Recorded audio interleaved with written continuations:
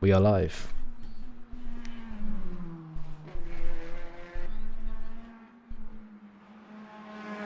Hello.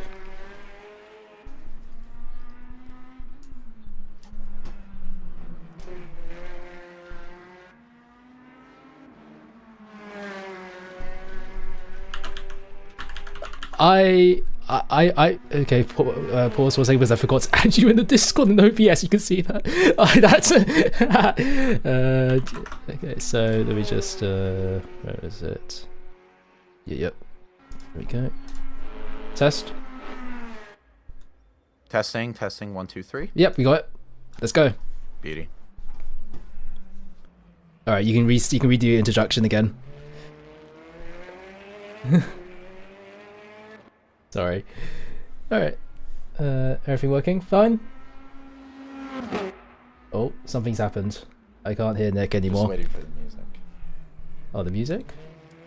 Alright, everyone. Ladies and gentlemen, welcome back to LSR and race number 3 here at Spa-Francorchamps. My name is Nicholas Poitras. I'm going to be joined alongside Jarvis Coy today in the commentary box. We are already very much into our qualifying session here at Spa-Francorchamps as we go on board with Thomas Dickin in the beautiful Canadian C06. I absolutely love this car. We got a long qualifying session. We got a lot of racing to go ahead as we just have 20 minutes remaining in this session with Rokov on front, and the 13 car has already spun and off into the barriers. Thomas Dickin, will he go back out and continue his lap? He will. He's about 2.5 seconds down on everyone right now, but plenty of time to move up. We got only 7 cars in LMGT3 qualifying today. We have Frokov in the front. We have Santos in second. We got Smolka in third. Diggin in fourth. Kyle Welling in fifth. Taz in sixth. And Lenorand in seventh. Only 2 cars haven't put on their fastest times yet. As Jerome Lenorand coming into the bus stop right now to do his what could be a very fast lap. Out of the final corner he goes. Target time is a 2:19.654. What will he do? He does a 2:20.7. He moves up in the 4th place. Still a full second down on everyone else in the session. Jarvis, we got a lot of qualifying time here. We got 17.5 minutes. What's going to be the key here for guys finding that time?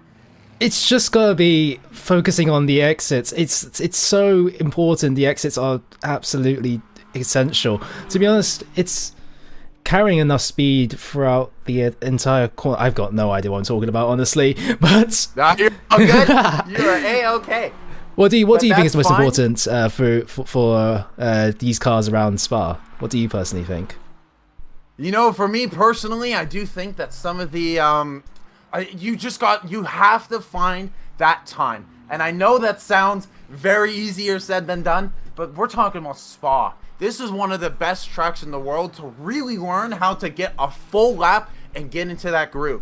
There's 16.5 minutes remaining in this session, and these laps, you can see how long they are. They're 2 minutes and 20 seconds. You have a lot of time to not just get that lap right, but get it wrong. So it's all about patience through the lap. Just making sure you have everything done, everything right, and that lap will come. As we're watching now with Frokov, our pole man for LMGT3, these 296s have been oh so quick, all championship long.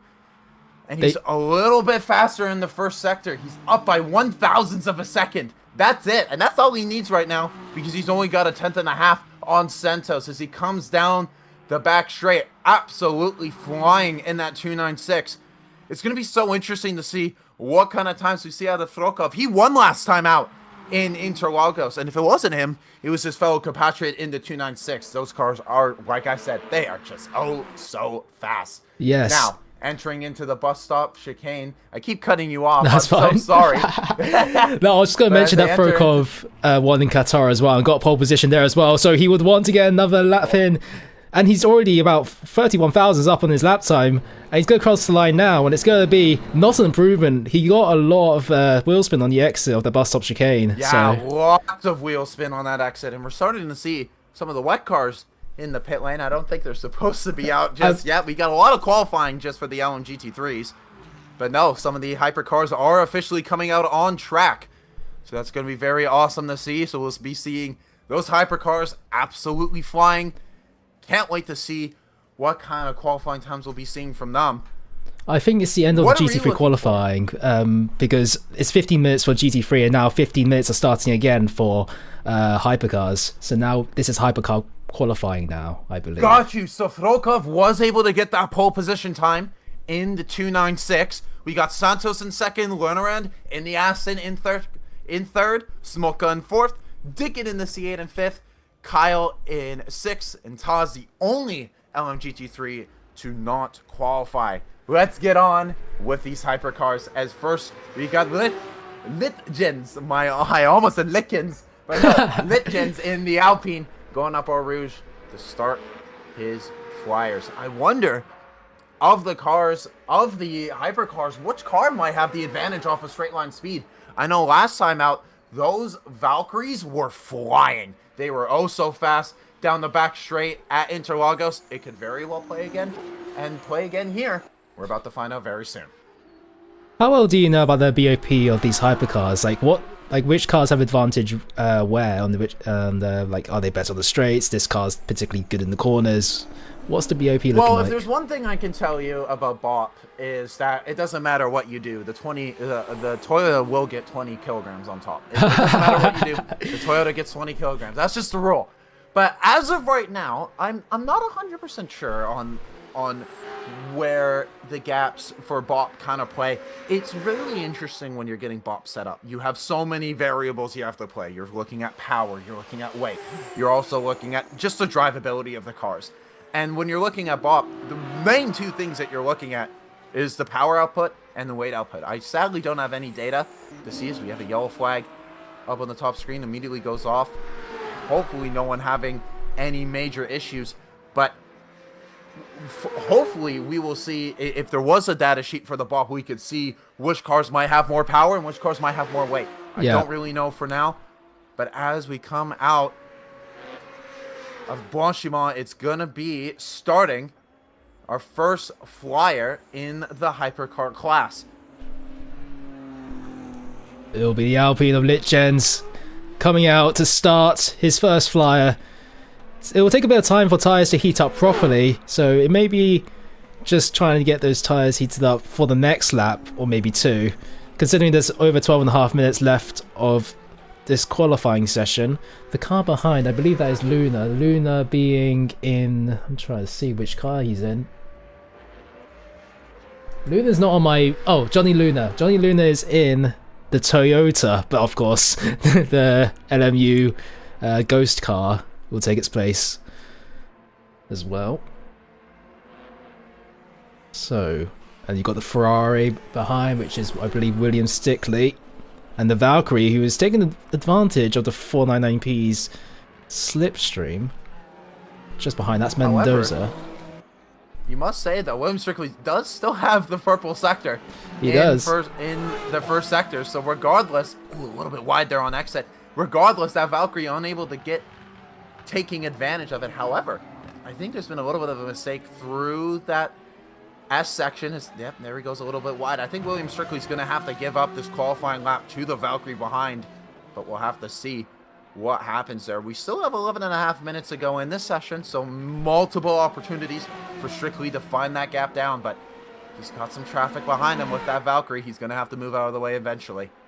Yeah, absolutely. And I don't think that Valkyrie's appreciating the 499P in front at all.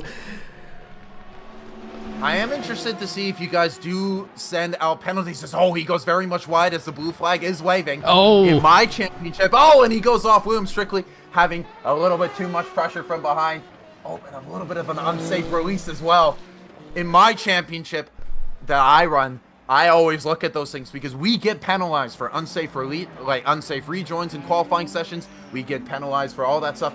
But now, Litjens coming out of the final corner. This is going to be the benchmark time in the hypercar class. So let's see what that time's going to be. It's going to be a 2:01.998. He's got the middle sector purple, but green in the first and second. We got Johnny Luma, who... Doesn't say lap time. What is happening? It doesn't show a lap time, but it's also showing that he's in a Porsche. Oh, You saw the Porsche now, Johnny Luna. Oh, that's not the right person. Yeah, it looks like he's in an LMGT3, even though it says on the right side he's in the Toyota. It's one of those ghost cars. When you join late, it doesn't render in the hypercars. So some of those cars are like that. Yeah, it'll be fixed for the actual race, I believe. That is all good. So just imagine a TS050 on your screen. That TS010. And that is the TS050 that we're looking at. As we're looking in fourth with a 203.185 from Jonas Verkis. In fourth position, Raikkonen coming back from retirement. He's in third. He's only 2.5 tenths down on... Oh my god, what a last name to try and figure out. But before we figure out that last name, let's look out of the final corner. Bradley Kennedy. Also far down on the pace. I think he had a major off in the middle sector. 5 seconds down. Hopefully we'll see some improvement from there. The 9X8. Sorry. Doing a 203.8. 1.8 seconds down. So not the worst gaps in the world. We have 3 cars within 3 tenths from Lichens up in front. Oh my, I don't know. Okay. Let me see if I can do this last name pronunciation first try. Dude, what the Kondryatsyk. I have no idea. I'm gonna have to go and message him and ask him how he pronounces that. I'm gonna just call him Kondra. Kondra is only a tenth down in second place. We have Jokre about 2 tenths down. We got Raikkonen in fourth. We got Bergqvist in fifth. We have Girard in sixth. Mendoza in seventh. Verder in 8th, Piedad in 9th, Kennedy in 10th, and Strictly in 11th. Perez, absolutely nowhere in 12th. He was oh so fast in Interlagos. Hopefully we'll be seeing sometimes. But the guy that we're looking at, Daniel Kondra, I'm going to call him Kondra this whole time. It's all good. He is purple in first 2 sectors. Out of the bus stop he goes. This could send him all the way up in the provisional pole position for the Spa race. And it does. A 201.477 purples all across the lap. That's the benchmark time. Half a second up on Lichens in second. Lots of improvement we're going to have to see here. Now, Jonas Bergqvist, a second down in the middle sector. 2 tenths down there. No improvement on his time. He's going to start 6th as of right now. Down the back straight we go in the Peugeot. I absolutely love this car. Even though it has the wing, I wish it didn't. It would probably be a little bit faster in the old spec going down into the bus stop now. He's currently in 7th. He's 3 tenths down on first, 1.1 down on the middle sector. He's going to have to do another lap to find some improvement there. He's currently in 7th. I don't think he's going to be moving anywhere. He hasn't. No. Nope. Not at all. No movement at all.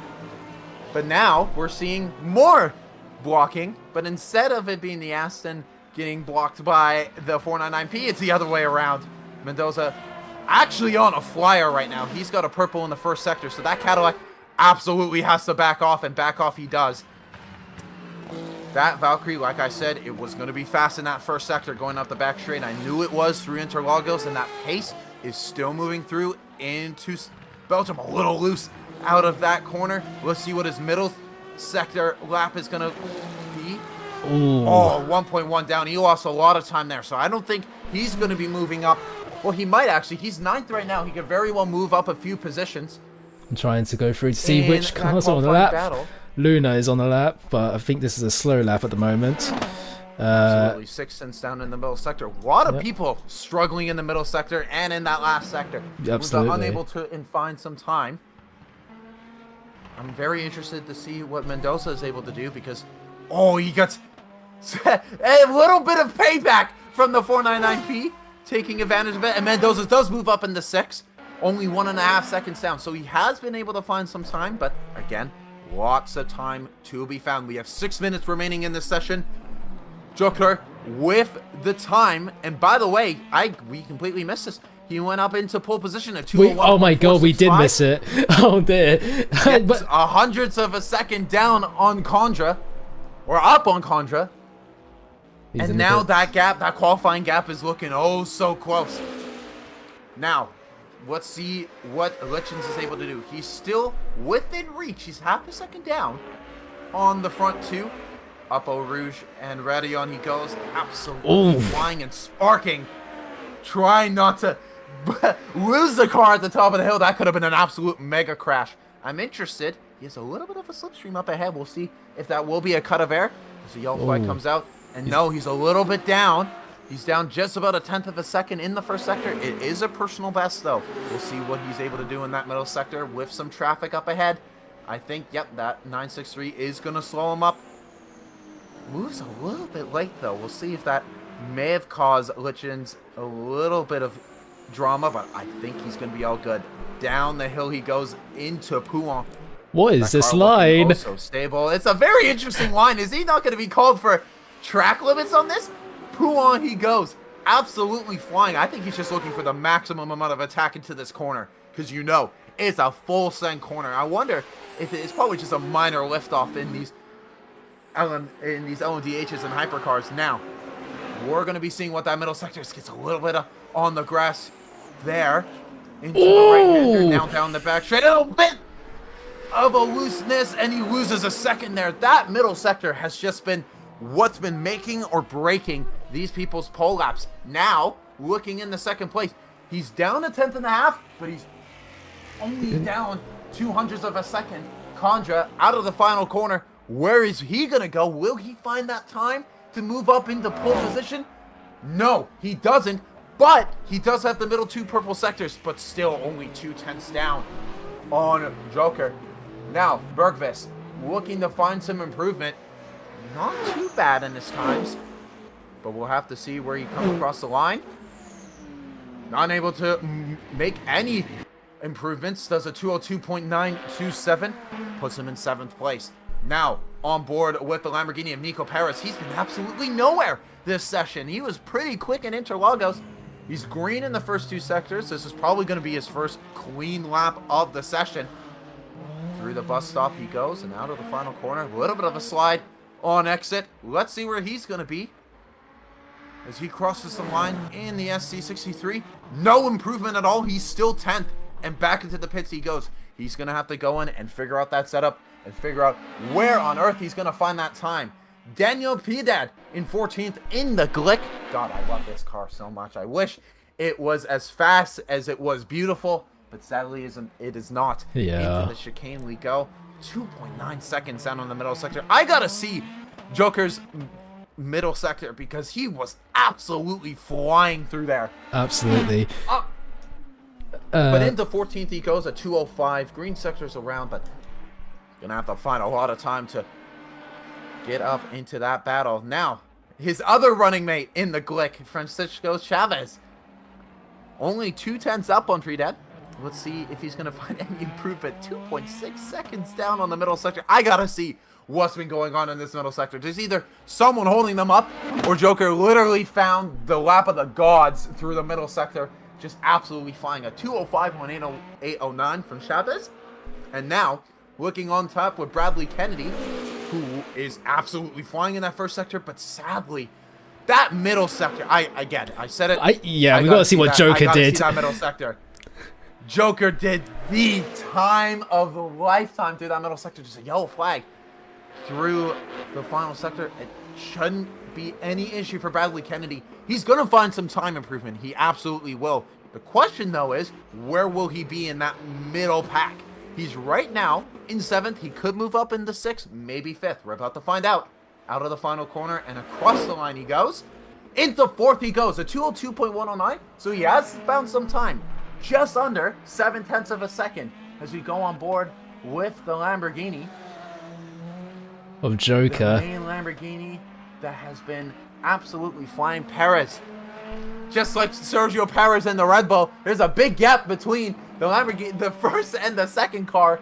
Come on, Perez, you got to get up there. You got to be there for that second car. Through Pouin he goes. He's absolutely flying. That car looked oh so stable, the Lamborghini. Such a shame that car is not going to be in competition next year. Such a gorgeous car through the right and left, through the unnamed corners. I'm really interested to see what his middle sector looks like, because if it's very much off from what his fastest time was, we know that was a once-in-a-blue moon middle sector. My God! He's 6/10. He's absolutely flying. So now, he was down 2.5 tenths in the first sector. He's clearly got provisional pole now. Down the back straight he goes into Blanchiment. Wow. this is the seal of approval on this time. Unless, because Conjur's only down by a hundredth of a second, there's still a lot of opportunity for him to find his lap. But with him going 6/10 up in the middle sector, I don't know. Through the bus stop he goes, getting the power down, goes a little wide off of the corner. And now, is this going to be the seal of approval on this qualifying session? It absolutely is. A 2:01.087 goes 3.5 tenths faster in the middle sector. Let's see what he's going to be able to do. This is the checkered flag. This is the session over. Absolutely nowhere in the middle sector. And down 3 tenths. So Joker is going to be our pole man. Johnny Lula now coming down the back straight. Nowhere in the middle sector. That is just an unbelievable middle sector from Joker to just throw that out. He's a second faster than anyone else right now. And I think Johnny Luna, unless he finds the third sector of his life, he won't find any improvements. Maybe he might be able to get Raikkonen. We're about to find out. Out of the final corner he goes, and across the line in the Toyota. No, he's going to stay in 6th with a 2:01.87. But Kimi Raikkonen, bringing out his prime 2005 McLaren form, he's gone 4 tenths up in the first sector. He's absolutely flying through Pouin. Oh my goodness. This is going to be very interesting in our qualifying battle, because this is the only man who has a chance. But the thing is, he's 1.15 seconds down on his actual time. Through the unnamed corners he goes. This is the time. This is the middle sector time we're going to be looking for. Through the right-hander now and to start the third sector. Where is he? He's nowhere. He's absolutely nowhere. He's a second down in the middle sector. And that, I think, is going to give the seal of approval on Joker to has pole position. Unless we see the greatest 2 corners we've ever seen in our life from Kimi Räikkönen. I don't think that prime 2005 form in the McLaren is going to come out to save him yet again. Through the bus stop he goes. I believe this is probably our final car for our session. And across the line, he is going to find some time. But doesn't. He goes to third. Goes ahead of Lichens. But just imagine if he figured out that middle sector. What a time. And Joker is able to find a faster time. And does a 2:01.050. 1.5 seconds faster in the middle sector. 5 seconds. Half a tenth up in the middle sector. Just unbelievable times from start to front. Chavez is going to go into the pits. He is done with his session. But it looks like from the time as the checker flag comes out, Joker is our pole man. Condra's in second, 4 tenths down. Raikkonen in third. Lichens in fourth. Kennedy in fifth. Luna in sixth. Mendoza in seventh. Berkvis in eighth. Gilroy in ninth. Paris in 10th. Werther in 11th. Chavez in 12th. Strictly in 13th. Priedad in 14th. And De Lucia in 15th. What a qualifying session this has been, man. What a qualifying session. Super fun. Yeah, this has been very, very good. I'm really, really excited as we're just coming up to a minute and a half before the race starts. Now, I am very interested to see if that pace from Joker is able to move up into the remainder of this race. It's going to be oh so fun moving forward. I can't wait. Absolutely. Joker's been that middle sector. And that no one came close. Nobody came close in that middle sector. No one. It's impressive. I had to use the ultimate line of "He's nowhere. He's absolutely nowhere." As the ultimate British commentator line, I had to do it because that middle sector is just dominant from start to front. I could not believe how quick he was through that sector, and that is the hardest part of the track. It's the most technical bit. It's the parts where you mess up. And that's where the best drivers come out. And Joker, by half a second, showed that he was the best driver on this track and had a very, very good pole position. We are coming up now to the start of this race. 20 seconds until we get to the start. It looks like we have everyone out on track. To remind you guys, we have Frokov in the LMG GT3 who's leading us off. We have Santos in second, Leatheran in the Aston in third, Smolka in fourth. We have Dickin in the Corvette. We have Kyle Welling in the BMW, my good friend Kyle, who I hope will be moving up the pace. There will be no bias towards that BMW whatsoever. Not at all. Not at all. Not at all. And at seventh, yeah, and now we're going to be moving on and getting started with this qualifying session. I am oh so excited to see this race start. Oh, the Alpine! What's happened there? The Alpine's gone onto the grass on the start of the formation lap. It's fine. Everyone now slowly making their way to the start-finish line now. Take it away, Nick. And I will absolutely take it away. This has been an incredible qualifying session. Joker and Condra going wheel to wheel. Raikkonen looking like he might have a lot of pace. Everyone in this top four is having pace. I'm oh so excited for this amazing start. A massive thank you to everyone at LSR for allowing me to commentate and watch this brilliant racing at this brilliant track. We are about to get started for our race number 3 here of LSR Racing. Joker is going to lead us off. When will he get going?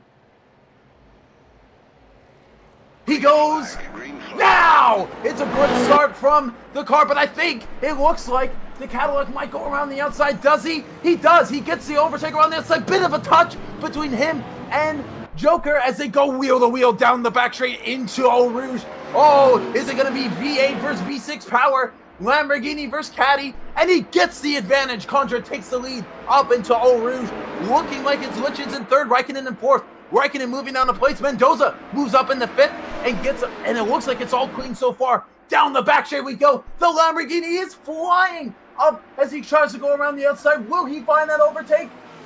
Oh, it's gonna go around the outside. He goes a little bit wide.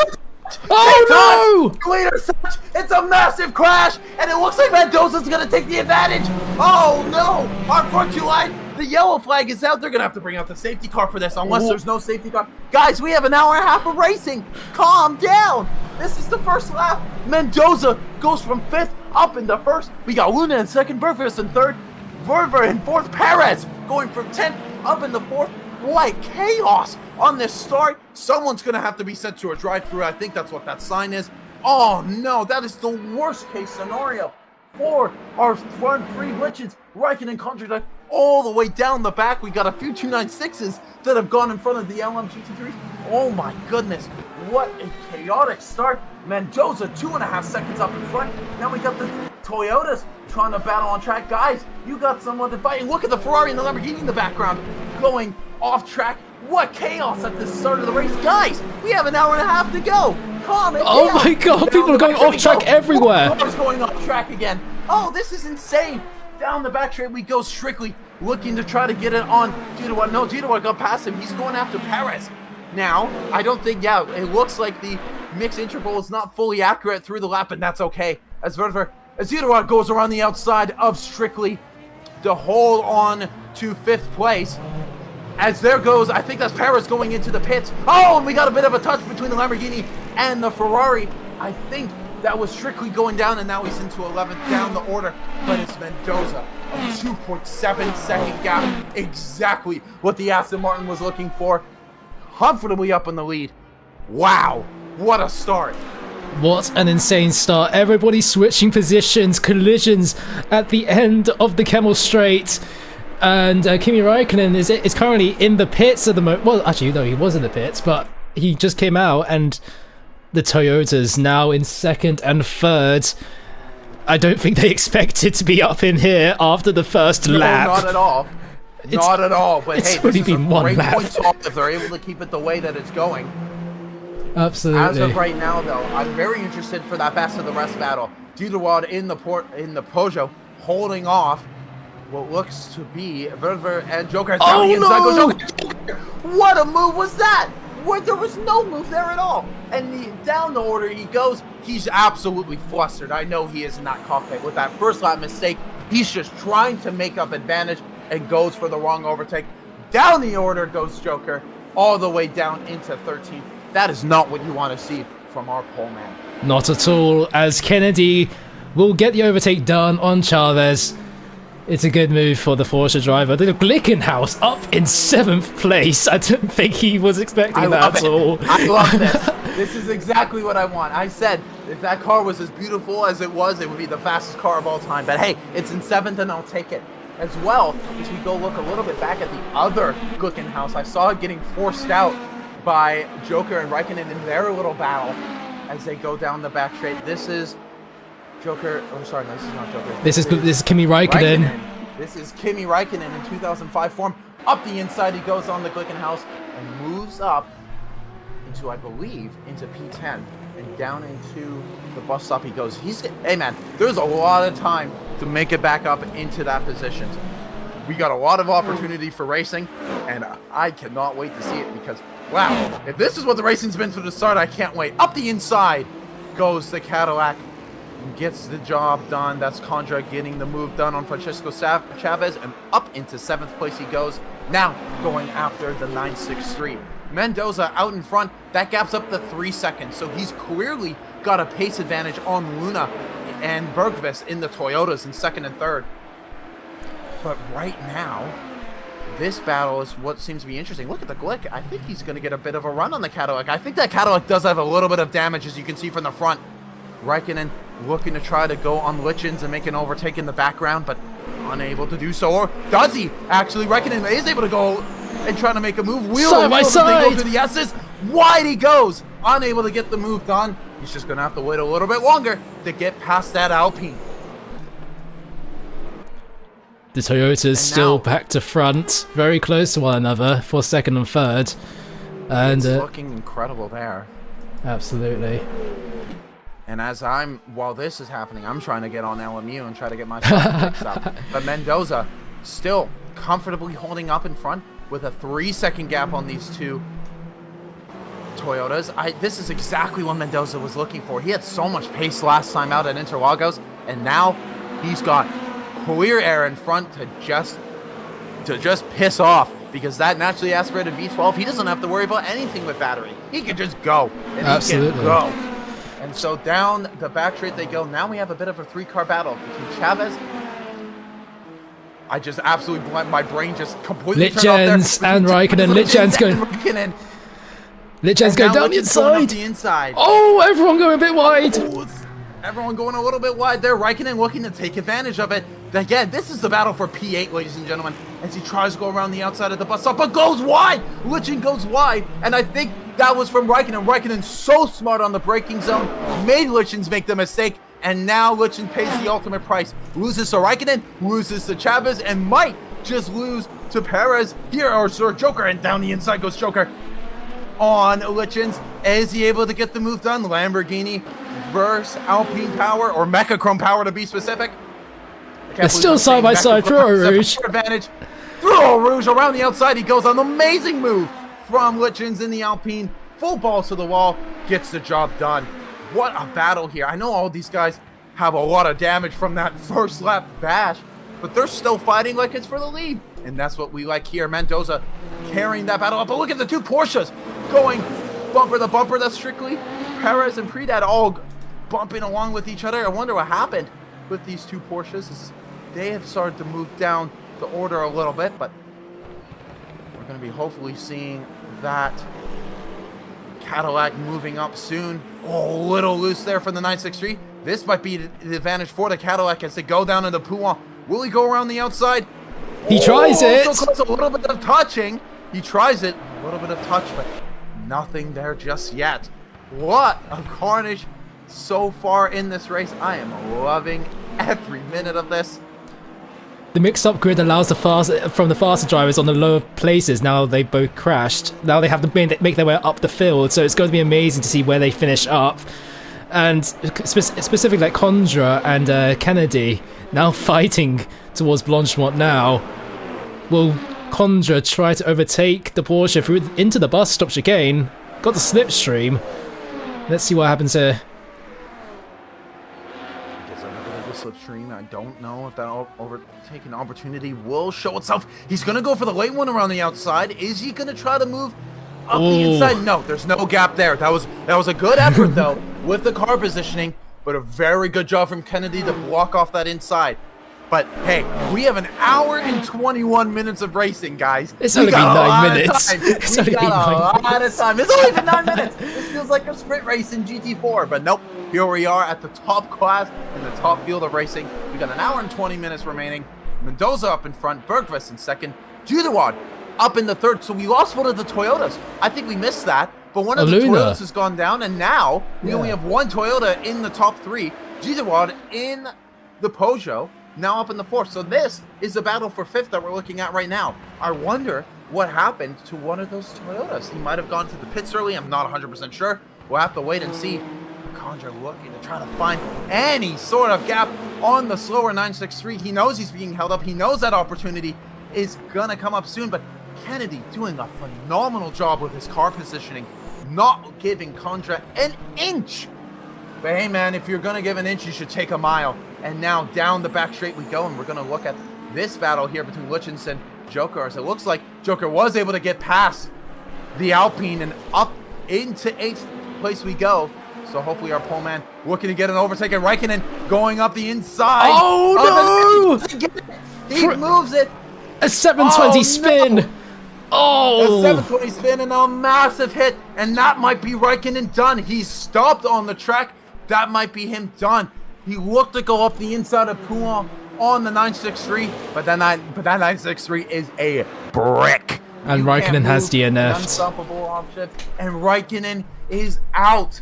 He was doing so well in our qualifying session. He qualified 3rd, but oh man, that is so sad to see. So we already have Priadad and DeLucia, and now we have our 3rd car of Raikkonen out. That is incredible. We already have 3 retirees in 10 minutes.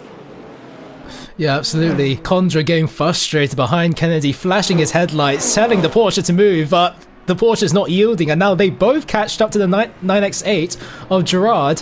So this could be a free team battle for the podium places right now, for the final podium place, I mean. Yeah, no, I'm really excited for it. Up Eau Rouge we go. This Cadillac V8 looking to get a little bit of a slipstream advantage. No DRS here for these cars, but the slipstream is mega. Here he goes. This might be a very good opportunity. Looks up the inside. No opportunity there. Or is there? Nope, not again. He's going to have to be a little bit more patient to get that overtake done. But with Gerard up in front in 3rd, this could be a 2-for-1 deal here. He could get buy one, get one free. You never know. So we'll have to wait and see. And just got to be patient. There's a lot of time here. And now we see there's a bit of a 3-car battle here between the Porsche, the Lamborghini, and the Alpine. I love this, that we're seeing 3 different manufacturers all over the track fighting for position. That's Condra up in the... Sorry, that's Lichens up in the 6th, Joker up in the 7th, and that's Werther down into 8th. So because of that fight with Raikkonen, he's lost a little bit of time, gone a little bit out of sync, and the 2 of the top 3 of Lichens and Joker making their way up into that fight. But the Cadillac still unable to get past that Porsche. He knows it's not a matter of if, it's a matter of when. Through we go, and now down to the back straight to hopefully go for an overtake into either Blanchiment or into the curves. He gets a great exit out of the final corner, and now is alongside. This is exactly what he was looking for. Wheel to wheel as they go into Blanchiment. It's absolutely heel to toe between the Porsche and the Cadillac around the outside. Doesn't get What the a wonderful move. What an overtake. What an overtake around the outside of Blanchiment, and Condra moves up into 4th position. Now, 1 place down on that podium spot. Let's see if he's going to be able to get that soon. What a beautiful move. Help the slipstream from the Peugeot really help Condra as Condra goes down the inside of the Peugeot, and he does make the move. The Peugeot will get the switchback, get the better exit, and, well, the slipstream up the Kemmel Straight is what the 9X8 is waiting for to get the Porsche, to get the Cadillac back into Le Com. Yeah, but we'll see if he gets the Cadillac back. He's got, oh, look at him flying up through there. He's got the pace with the slipstream. I also want to watch later in the back. I saw Joker and Lichens were also close, but not anymore. Now, look around the outside. Will he go for the overtake around the outside? Are you kidding me? Oh, he is. Will they go? This hasn't worked. This hasn't worked at all this weekend. He's still around the outside, but no, unable to get it. But Kennedy is able to take advantage of it as they touch a little bit. But no, this is exactly what Condra wanted as this battle for 4th and 5th reigns on. The 963 looking to take advantage of those 2. And as of right now, Lichens and Joker battling. Because these are the 2 I think these are the 2 fastest cars on track right now. And it's by a long shot. Unless it's Mendoza up in front who has a 5-second gap on Bergqvist. These 2 are the fastest cars on track. So I'm going to be very excited to watch. But let's go back up and see that battle between the Porsche and the Peugeot, the 2 Ps. unable to make anything. Now we're starting to get some LMGT3 traffic. This is where the fun starts. Now, the Cadillac able to go up by Gorka Kennedy up the inside, taking advantage of the slower car as they touch him near the wheel. Oh no! The all three go off. The Peugeot knew exactly what was going to happen. He said, no, I have to take this into my own hands. Gerard Kennedy all going off track. And now Kennedy's going to stay ahead, but that means Joker and Lichens are going to be going around the outside. Joker looking to take an opportunity on the slower 963, but unable to do so. Oh my God, there's so much chaos in this race. Guys, we don't even have an hour remaining. Calm down. It's insane. Now, out of the final corner, it looks like Joker has a really good opportunity. He switches to the inside. For the switch. What an overtake. If he gets it done, up the inside he goes on the 963, unable to do so. Almost rear quarter panels him with the lockup. Oh my God, guys, keep it together. Please, please. I don't need 2 retirements, or I don't need 2 finishers at the end of this race. Up Eau Rouge they go. Lichens has been looking to go after that Lamborghini all race long. He's on the back end of him. This might be a really good opportunity as he uses that Mecha Chrome power, switches to the outside. Is that opportunity going to go again? No, he's going to have to back out. He's smart. I like this guy. Lichens is smart. He's not going to go for the overtake because every time someone's gone around the outside, it has ended in absolute travesty. He probably saw what happened up in front between Kennedy and Gerard as he gets a walk up into the right-hander and saw, nope, I'm taking notes. I'm not doing that anymore. But now it looks like Joker's going to try and go after the 963 of Kennedy. A little loose for the 963 out of the corner. It gives a little bit of an opportunity for that Lambo to get a little bit closer as they enter through Pouen. Very wide through there. Bro, this Lamborghini is close. Epic in Sector 2 because he's going to go down the inside now through the no-name corners, pushes the Porsche out wide slightly, but he gets the move done. This Lamborghini, epic in Sector 2, shows it off.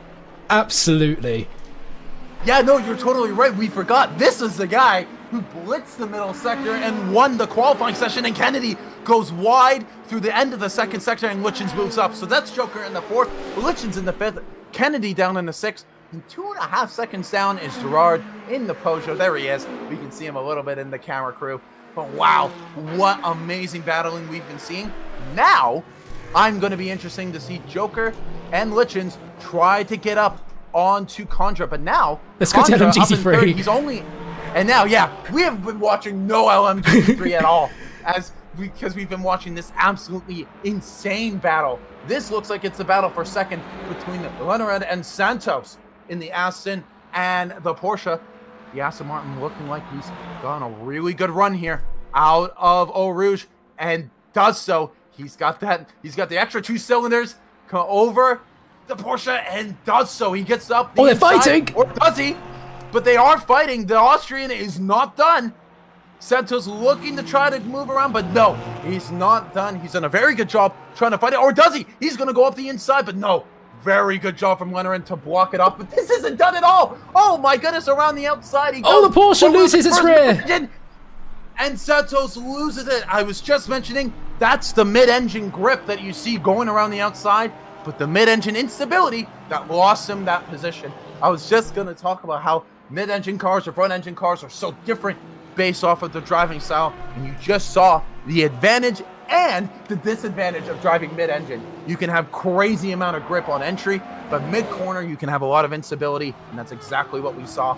Santos losing it out to Leonard and going down into 3rd overall in GT3. We have to go back to the overall standing. So as I see, Condra has gone past Bergqvist and moved up into 2nd position.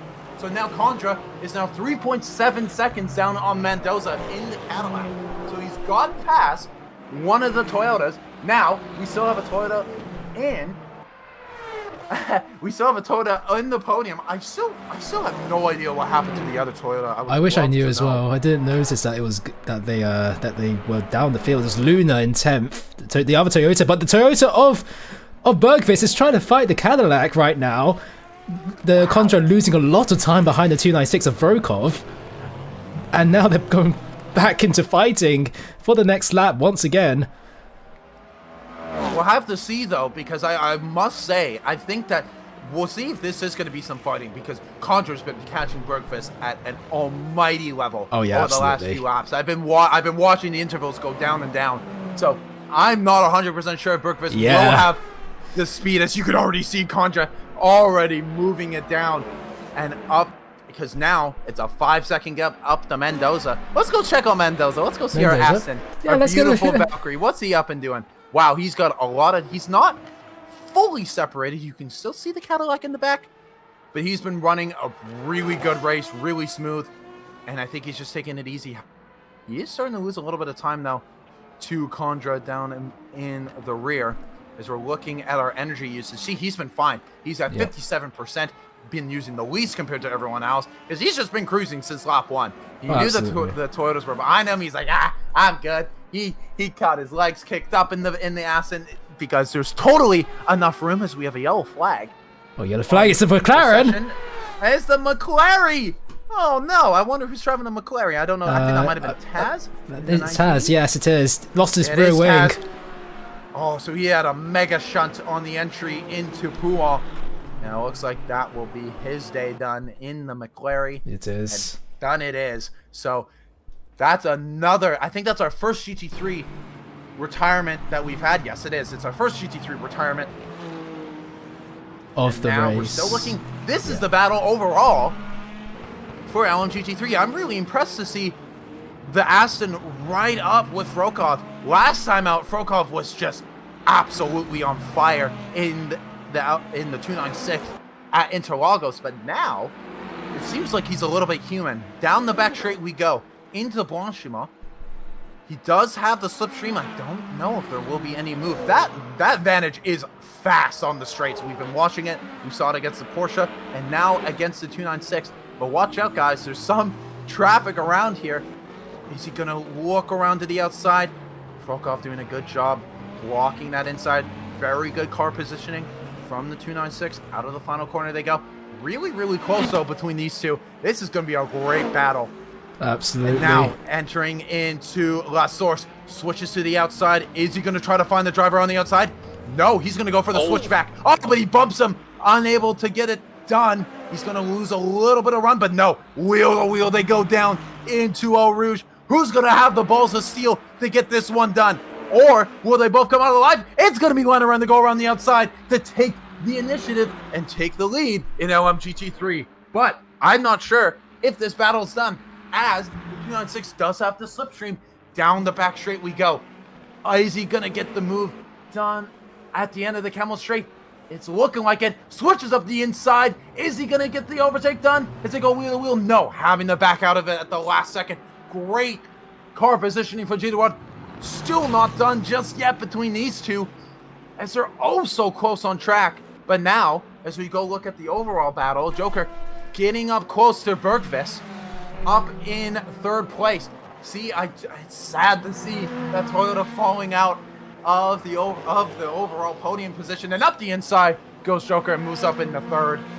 I'm wondering though, Lichens, absolutely nowhere. He's down 5 seconds from everyone else. I'm wondering, because he was so close to Joker in front, I wonder if he got some extra damage in some of their battling and has completely lost pace. Kennedy, oh wait, sorry, Kennedy and Jidawad, this was already what it was. I thought Kennedy had passed Jidawad, but no, that's not happened at all. But Jidawad is catching up to the 963, so we'll have to wait and see eventually what happens. But now it looks like Condra and Joker are going to be chasing down that Valkyrie up in front. Guys, we still have an hour remaining. I don't know if everyone forgot, but the chaos that this race has been showing. But we got a lot of time to go with Mendoza up in front, a 3.4 second gap to Condra in second, Joker in third, Bergfist in fourth, Lichens in fifth, Kennedy in sixth, Jidawad in seventh, Chavez in eighth, Verver in ninth, Strictly in 10th. And for the LMGT3s, we're still seeing a bit of a battle on track between our front two, with Lenaran in first, Frokov in second, Smoka in third, Ticket in fourth, Santos in fifth, Kyle Welling in fifth. We have 4 retirees in this race already. So many. We have Priadad, we have DeLucia, we have Raikkonen, we have Who was the one? But LMG3 I'm blanking on. We got a lot of guys. Yeah. Yeah, we got Perez. Wow, I think we have 5 retirees already. Perez, Luna, Taz, Raikkonen, DeLucia. Yeah, 6 retirees.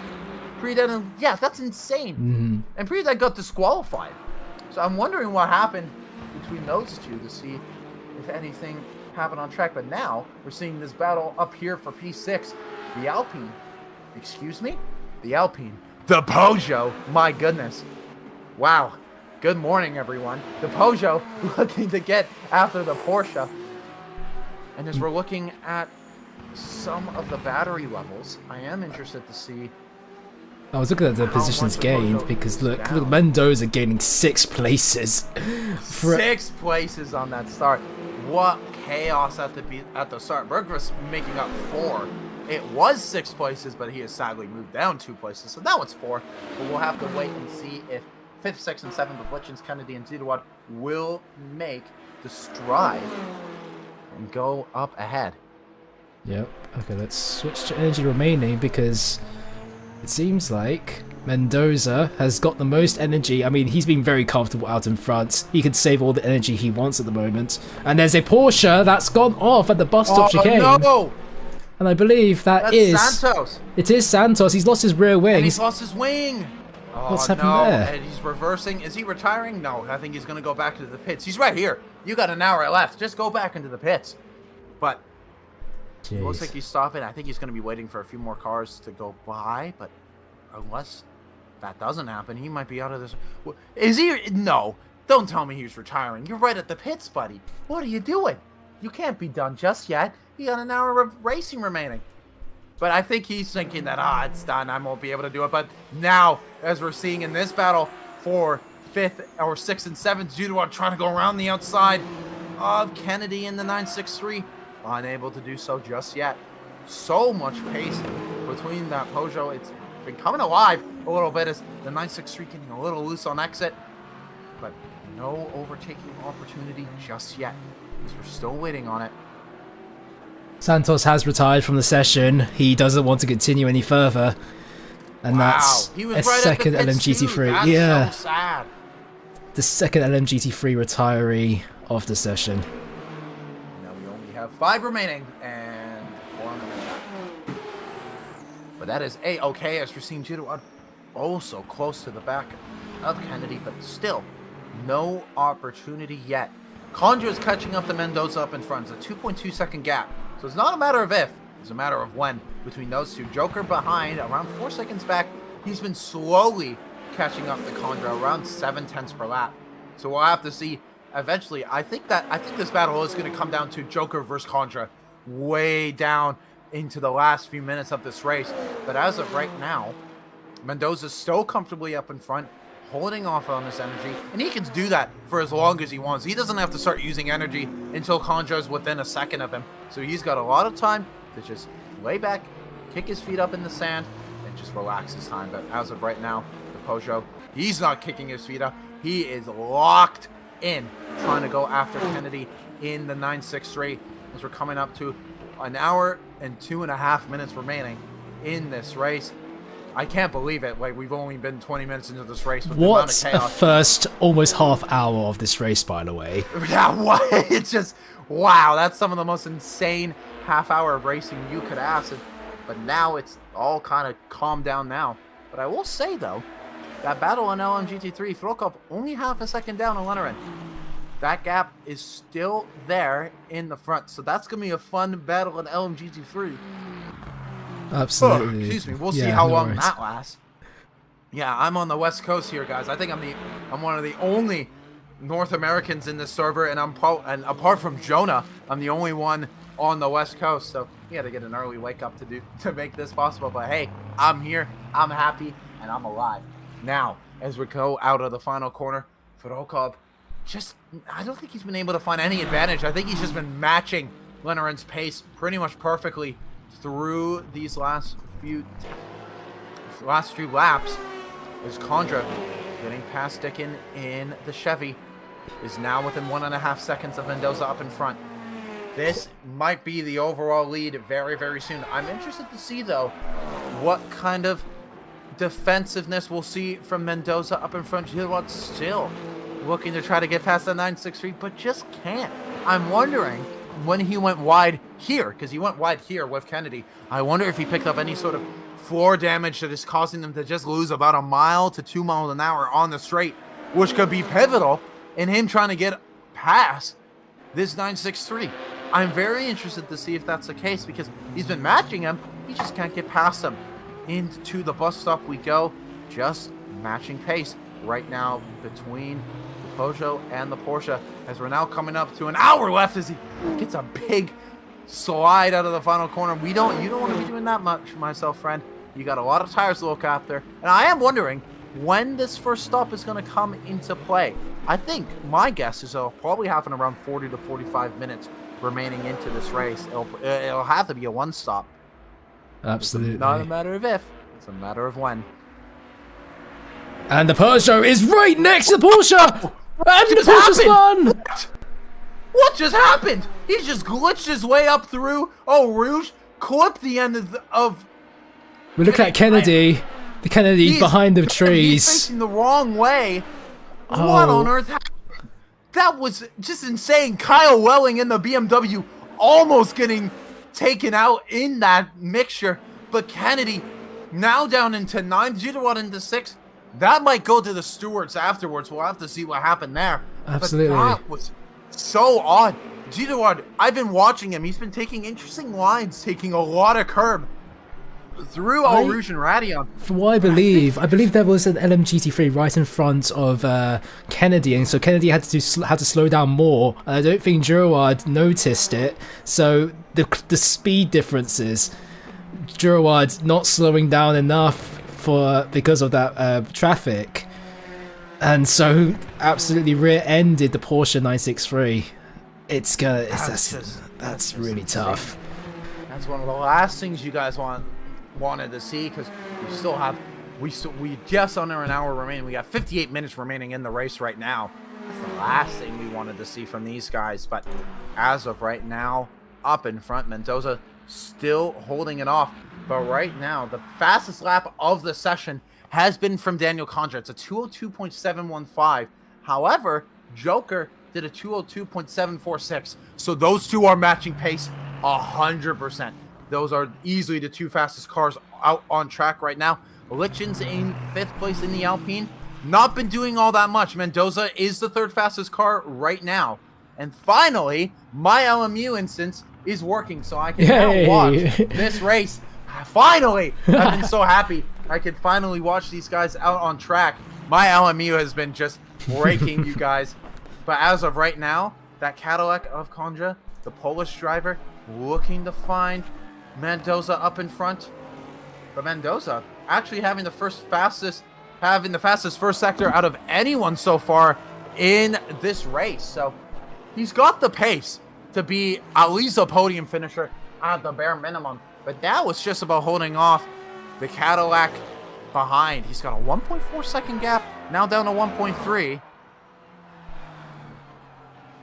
He is catching up very slowly, but I think it's kind of plateaued ever since he gone within the 1.5 second barrier, because he's only just now closing, and it's been a couple of laps since he's been within 1.5 seconds.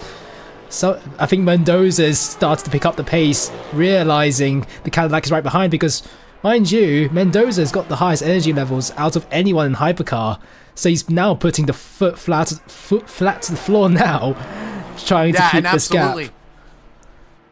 And if you were to go look at that time, he's got a 2% advantage on battery. He's been using it a lot now, but now Gilles is the one that has the most amount of battery compared to everyone else at 34%.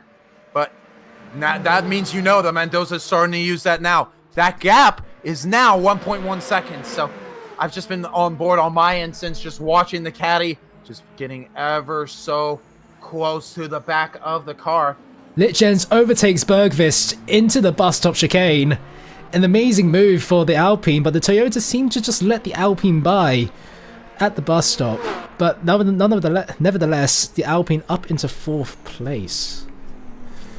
Yeah, and if we're looking at the last lap for Bergqvist was a 2:06. So he definitely made some sort of mistake saw the faster car behind him, was like, I'm not gonna worry all too much. So that flichens the Dutch driver up into 4th, Bergqvist down into 5th. But now we're starting to see up in front Condra and Mendoza getting through the LMGT3 battle. So the overall battle and the LMGT3 battle are going through, but now Lenneran losing a little bit of time to Condra, getting past the Aston. He was stuck a little bit behind, but now he's free to go after him. He's lost a little bit of time. That gap now down to 1.3.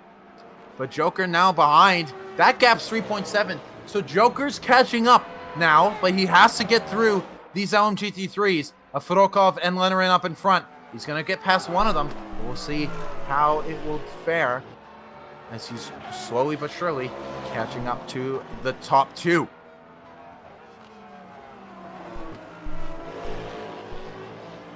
What a race. It's only been 35 minutes and now the battle for the lead is starting to heat up. It's been a long, grueling recovery drive for Condra, who started in second, took first place pretty early on at La Source on the first lap, and then went side by side with Joker into Lacombe, and they both crashed and spun, and now Condra will be able to fight back that P1 that he desperately wants. He's within below three quarters of a second now, heading into the next lap. Something I have to mention this. The LMU chat was going crazy when Kennedy and Judawad hit each other.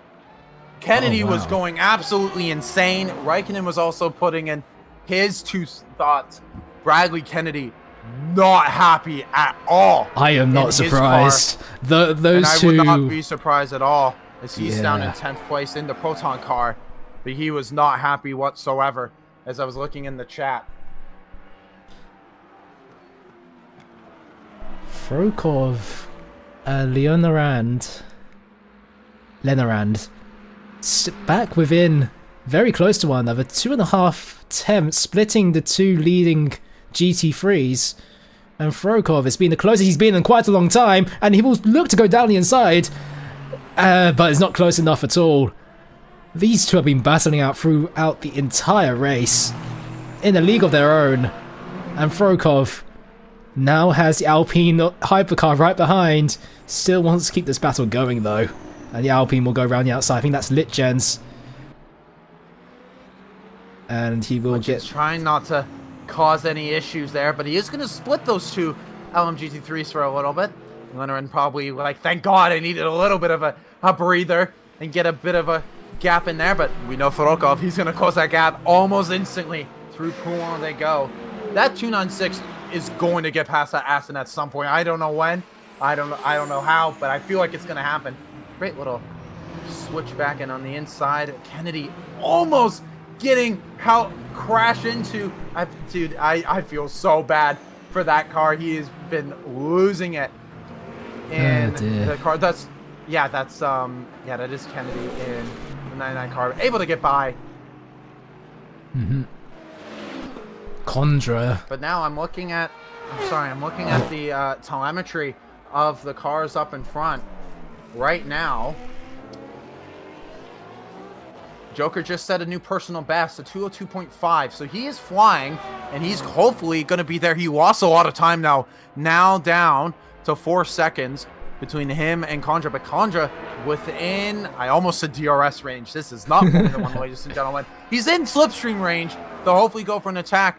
But critically, Mendoza has 3% of extra boost on him. So Mendoza able to hold that gap up to 0.8 now between the two of them. Mendoza doing a phenomenal job holding off Condra and Joker behind. He might have not had the qualifying session and the qualifying pace, but he absolutely has the race pace to hopefully hold this off as we're coming up to 51 minutes remaining in this race. We got a lot of racing ahead of us now. It's down the hill they go into Poulan.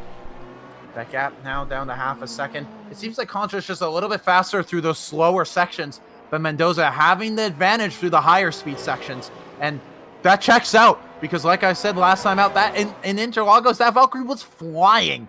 So I'm not surprised that through the faster sections, he's faster. And through the middle and slower sections, that Cadillac finding some ground and hopefully trying to make it an overtake sooner as opposed to later. This has been the closest that Condra has been to the Aston Martin so far, now within 4 attempts, heading into the third sector, into Blanchimont. It's gonna be a tight battle for the lead, and a reminder that Joker is only 3.7 seconds behind. It could be a free team or driver battle with 50 minutes left to go. 100%. But I'm also looking at the energy. They have 16%, which on average, that's around 4.5 laps remaining. So these guys in the next 3 to 4 laps are going to be pitting because they have to get their energy back up soon. They are doing pretty good on fuel, though. Both Mendoza and Condra just around half fuel is up the inside. Goes the Cadillac. Is this the opportunity he's been looking for? Wheel to wheel they go as he looks to find the overtake. And now down we go into Eau Rouge. Who's going to have the ball to steal to get this one? And it's going to be Condra to take the advantage and take the lead back in the overall standings. What an overtake, but I don't think this is done at all. Mendoza getting the slipstream and trying to go around the outside. That Valkyrie is flying down the back straight. This could be an amazing opportunity. Is he able to go around the outside? No, unable to do so. Condra, both of them going a little bit wide, but it's Condra who takes the lead in the overall standings. He got shafted. Oh, what's happened out of the final corner? He's gone a little bit loose, and I think Mendoza's going to try to take advantage of it, but no, Condra trying to go around the inside. Look at who's in front. We got a BMW of Chris Kyle who's going to play a lot of advantage as they're both touching wheel to wheel. They're still not going, giving any bit of room. Now down in the pool, Mendoza taking advantage.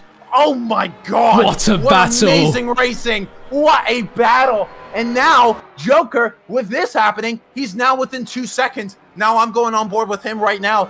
He is getting the popcorn in his mouth and he's getting ready to attack. Because, wow, Mendoza has done a phenomenal job of holding him off. That extra 3% of energy, he's literally saving him right now. Out of the back we go. Joker, I saw him in the background losing a little bit of time. But now, it's that 4/10 gap we are looking at again. What a battle. That move totally caught me by surprise. I did not expect them to go for it into turn 1. But, wow. They were wheel to wheel for 2/3 of the lap. Absolutely. But again, that gap up to half a second. These guys lost 2.5 seconds just by battling, and now Joker's within 2 seconds.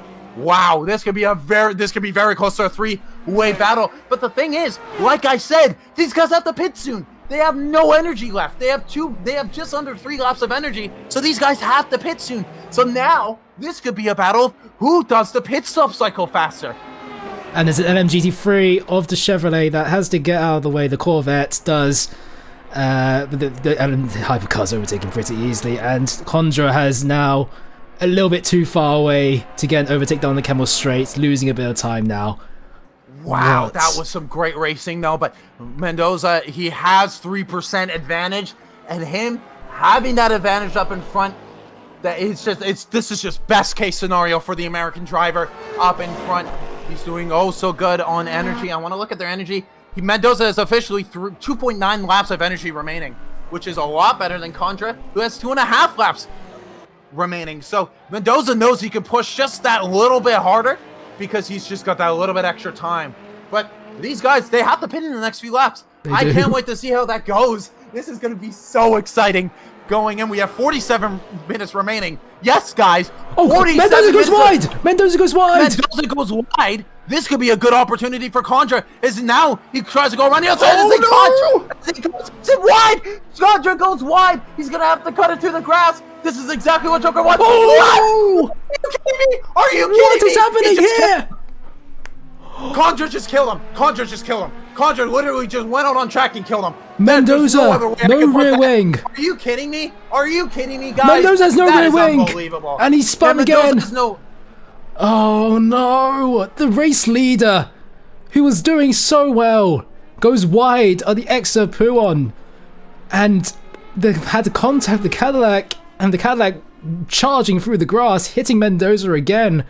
And that contact makes Mendoza spin and crash. Mendoza spins again. It's done. It's finished for the Valkyrie, unfortunately, for the lead of the race. Now has to get back to the pits. What an unfortunate incident for Mendoza. I'm going to go back on my own. I have to watch this replay. because it looks like, and I can't believe I'm saying these words, it almost looked like he did that on purpose. And I don't want to bake out allegations. I don't want to do stuff, but I've seen those moves before. And usually when you go into the steward's room, you can see what happens. I'm just looking at the replay right now. You could keep no going worries. on. So Litjens and Mendoza into the pits. Stickley also in the pits. These three guys now pitting. I think Mendoza's one is forced into the pits due to that rear wing damage, unfortunately. But the first hypercars and the GT3s are pitting. Let's go ahead. I'm watching the replay. Mendoza gave him all the room in the world on the inside. Condra was the one who hit him, but Condra, yeah, he just goes straight back out on track and just kills him. Like, there's no other word to put it. I think he must have done it by accident. I don't think he saw him properly. He was just trying to hug the wall and just not lose out on time. But that is not what you want to see between our front two leaders. This was looking to be such an incredible battle and such an anticlimactic ending to such a great battle. Now, Joker, pretty much until this race ends, just has to do what he does, and his race is going to be his. That is such a shame. That is such a shame, honestly. It was looking to heat up between these three drivers, and that contact, it was like the seas parted for Joker as he saw the Cadillac and the Aston Martin just spinning out in the middle of Sector 2. And Joker is now unchallenged. 6.8 seconds in front, and Joker will come into the pits on this lap. And, wow. So, we'll see what happens, though, because, yeah, no, has Condra pit already? Condra hasn't pitted yet, but he will now. So now he's pit. So, we'll see. Okay, now, because they're going to have their damage all fixed, we're going to see. I'm interested to see what the pace is going to be. Because, hey, you never know. Maybe Condra might be able to get some extra pace or something. We have no idea, but wow, look at that. The Aston Martin just getting out of the pits and down in 8th position. The thing is, though, I will say, because he had to pit a little bit early compared to everyone else, he might move up a few of those positions. We'll have to see, because, yeah, we got the top 3 already in the pits. Dudewa, Chavez, Verver, and Lichens, they still have to pit. They still have to go through. So Mendoza, I think he will go back up into 4th. Just off of track position alone. We'll have to wait and see. Absolutely. But as of right now, Dudewa is our leader.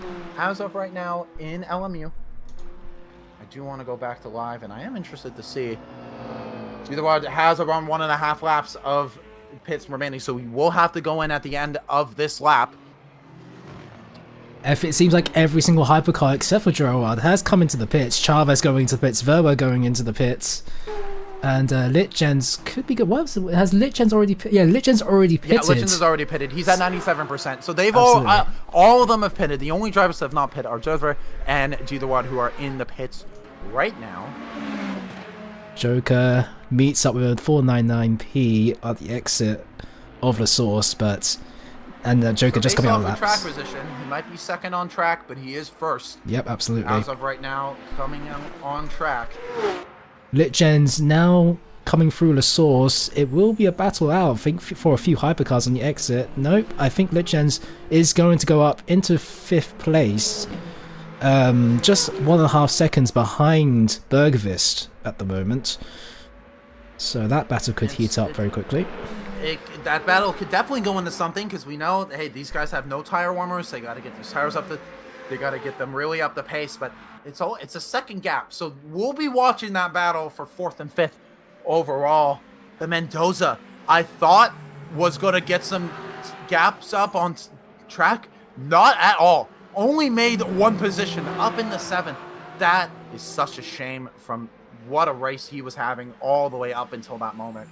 He's also 38 seconds behind 5th at the moment, which is Litjens. Wow. Yeah, and here comes Didawad, our race leader, into the pits now. Almost hit the wall on the outside. But entering into the pits, that means the Joker will be going back into the pits. And Condra, who's down 9.5 seconds, will be moving up into 1st and 2nd. And now we have 40 minutes remaining. Man, I was so upset. That was looking to be so good and such a good 3-bar battle. But man, Condra had to be an absolute animal and just completely take out the Aston Martin. Meanwhile, the Alpine is now within 6 tenths, now 5 tenths behind the Toyota. Litgen's using those heated tyres to his advantage. The Toyota's still on really, really cold tyres. The move could be done for the Alpine on the next lap. Definitely not into the bus stop unless he's really daring. Oh, and the Peugeot and the Alpine does get the move done on the Toyota. The Toyota letting by the Alpine. Bergvis doesn't want to battle at all. And the Alpine now up into 4th place once again. Where will Gerard come out? The Peugeot now leaving the pits. He could come out still in 5th place. Chavez is now only heading into Blanchimont now. So 5th place for Gerard. Gerard in a couple wait 5th. And see, as we always say. Yep, absolutely. See if something will happen, but it looks like Gerard's coming out on track, and it doesn't look like Chavez will be fighting him at all. It's way too big in the gap. Yeah, way too big in the gap. The two of them. Yeah. So, 40 minutes left to go in this race. Joker, who'd taken pole, has to do the long way, but had to do the long way back up into 1st place. Up to the front, yeah. It's almost like it never happened because Joker and Condra are in 1st and 2nd now. And now Liches is in 3rd. It's almost like the last half an hour didn't happen. Gerard, sorry, I'm not sure if you're watching on board with him. I'm watching on board with him. Right. He just cut the left-right sector after Blanchimont. Oh, sorry, not after Blanchimont, after the Camel Straight. I always forget what that section of track is called. Lecombe, thank you. Yeah, he cut Lecombe completely. And now he's just coming back out on track. Focusing they both have, when it comes to energy, they have 21.6 laps of energy, at least on the top end of things. Joker has 22.7 laps of our main leader, but Litchen's down in the rear, absolutely flying. He's got 88%. However, I think Bradley Kennedy must have hit a lot earlier because, and Kennedy, as I was watching, Kennedy absolutely just murdered the Corvette. Was he actually coming out of the corner? But he's got 55% energy. So I'm wondering if he must have hit very, very early and he's going to go for a 2-stop. But he won't make it to the end of the race as of right now. He's going to have to do another stop. We'll have to wait and see. But he's the only one that I am wondering about. Will he get a DNF for? But I am also interested to see what that LMGT3 battle's been looking like, because we've not been seeing those guys. So Frokov just pitted, and he's come out in 3rd place behind Smolka, his teammate, and Lenorand has gone over a 12-second gap between him and Frokov. So, and Lenorand did pit very early on compared to Frokov. Frokov just came out of the pits on this lap on cold tyres now, so he's going to keep losing time. But I did wonder what happened between these two cars, because we were so focused on the battle for the lead. Yes, we were. I'm gonna go back into my instance and try and figure that out, because I have no idea. No worries. But it was quite a while ago. Whatever happened, it was quite a while ago. Absolutely. There was a massive gap between them, because it was 1.4 seconds. Yeah, I am very interested to see what happened. Oh, everyone did their stops. So what happened was that Frokov went out. So Lenorand did a full stop. He undercut him, fully undercut him. Went a lap before, and then Frokov came out, and he got undercut. So that's why Frokov went so long on that stint. Sadly, though, going long on that stint didn't pay dividends. Lost a lot of time. Lenorand still our pole man. A 12-second gain on the undercut is insane. I was sure there something else must have happened, but the undercut being immensely strong, 12 seconds is an immense. It's just insane. Anyway, yeah, right. It's insane. Yeah, because I'm looking out on it right now. Frokov had he had a 50-second gap on him, and I'm gonna go figure that out. I am interested to figure out what happened.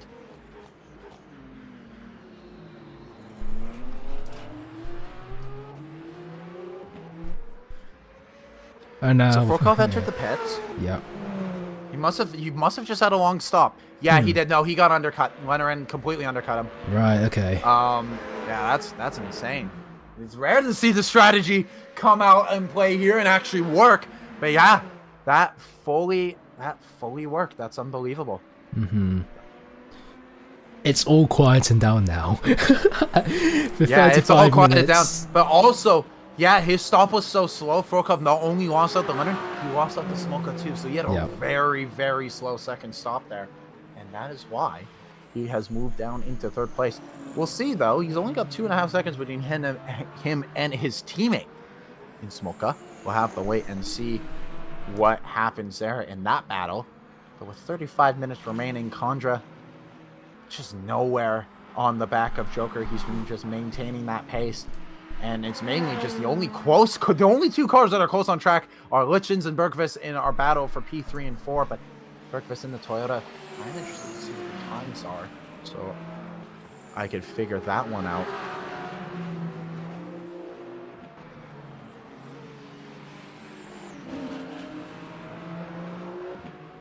But as of right now, Lichens is lapping around 0.4 of a lap faster than Bergqvist as of right now. Yeah, the Lichens with 03.6 on his best, and Bergqvist only 04 dead. Yes, however, I must say, though, there's a big gap in energy deployment. Bergqvist, 83%, Lichens, 79%. That could play big dividends later into this race. But Lichens still holding on to P3 as of right now. We'll see what time he does as he crosses the line.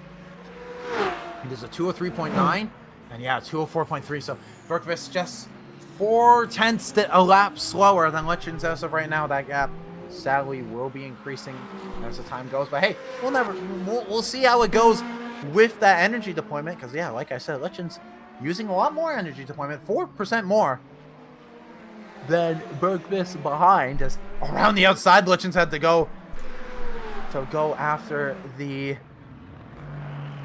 296. That almost could have been a bit of a battle, and that's second in LNG2. That's Smolka that he just overtook there.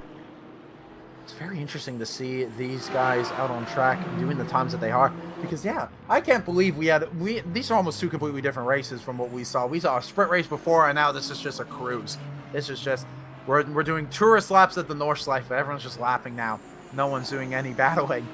But as of right now, that gap, wow, up in front with Joker and Condra, it's been just steady at 8.2 seconds. We gotta entertain ourselves, man, over the next half an hour of this race, because yeah, I'm not really sure what kind of carnage we're gonna be seeing out on track, because as of right now, because Furkov is not. Yeah, go ahead. No, it's because Furkov, like you said, is slowly catching up. He's now within 11 seconds, well, 12 seconds behind Lenorand, and he will overtake his teammate. Furkov will. But apart from that, Bergqvist is now dropping back from Lichens over 2 seconds now. Was stuck behind the LMGT3 of Lenorand.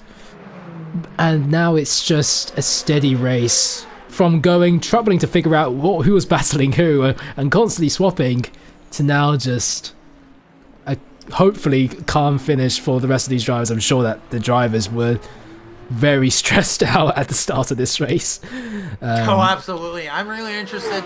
I think I might this is one thing I haven't done. I don't know if people like to hang out in voice chat after. I'm going to be hanging out in voice chat for this one, because I want to see what some people have to say about some of the instances, because there were some very questionable instances. Oh, yeah, absolutely. What incidents we saw with Gerard, Kennedy, Condra, Mendoza, and I am wondering how Mendoza's been doing. Yeah, he's been doing 203.1, so he's one of the faster cars still out on track, but sadly, actually, my apologies, he is the fastest, with his last lap, he is actually the fastest car on track. Really? But he's nowhere. He's absolutely nowhere. Down at 9, 25 seconds off of the other Porsche. What a shame for the Valkyrie. He's just going to have to come home and take the points and take the finishing points. What could have been for the 009 car? I wonder what penalties people are going to get in this race. There have been a lot of contacts and incidents. Some hypercars crashing into GT3s to each other. It's going to be a busy day for the stewards after this race. Absolutely. Oh dear. It is. It's going to be a very busy one, and yeah, I'm going to be sitting there with my popcorn enjoying it because it's going to be great. But yeah, no, just looking right now, last lap 202.5 from Mendoza. He is the fastest car on track, but he's in ninth. This is so painful for me to watch. I can't watch this anymore. This is just too sad. But up in front with a 10.3 second gap, he's put a second on Condra. It's Joker. He has been flying in the Lamborghini. And now, just looking to hold it off for now. Yep. It's Joker's race to lose for the last 30 minutes of this race. I don't think anybody's going to challenge him now unless he makes a mistake out of his own fruition. From pole position. I hope the commentators curse happens now. Oh my god! As soon as I said that, he got a little loose out of the corner. I don't know if that was because of the internet or he actually got loose out of that corner. But that was some funny ass timing there. The motor racing gods tempting us. They're trying. They want to give us some fun, but I think we got to pray a little bit harder if we want a little bit more action. But yeah, that gap is just absolutely flying up. It's a 12-second gap now between Joker and Condra. He's been just putting the pedal to the metal, and he's in his groove right now. Stickley off the track in the gravel in 10th place. That 498P has not had a good day out in Spa. A 498. I've never heard of that car. 499P, I mean. 499P. I don't know. Maybe the 498 is just a newer. Maybe that is why he's been so slow. He's using an older generation Ferrari. He's using the 498. My bad. 499P of William Stickley. But that's William Stickley, and he's down in last in the hypercar class. Hopefully, we'll be seeing some better results from him in the future. But as of right now, he's looking to just bring him home.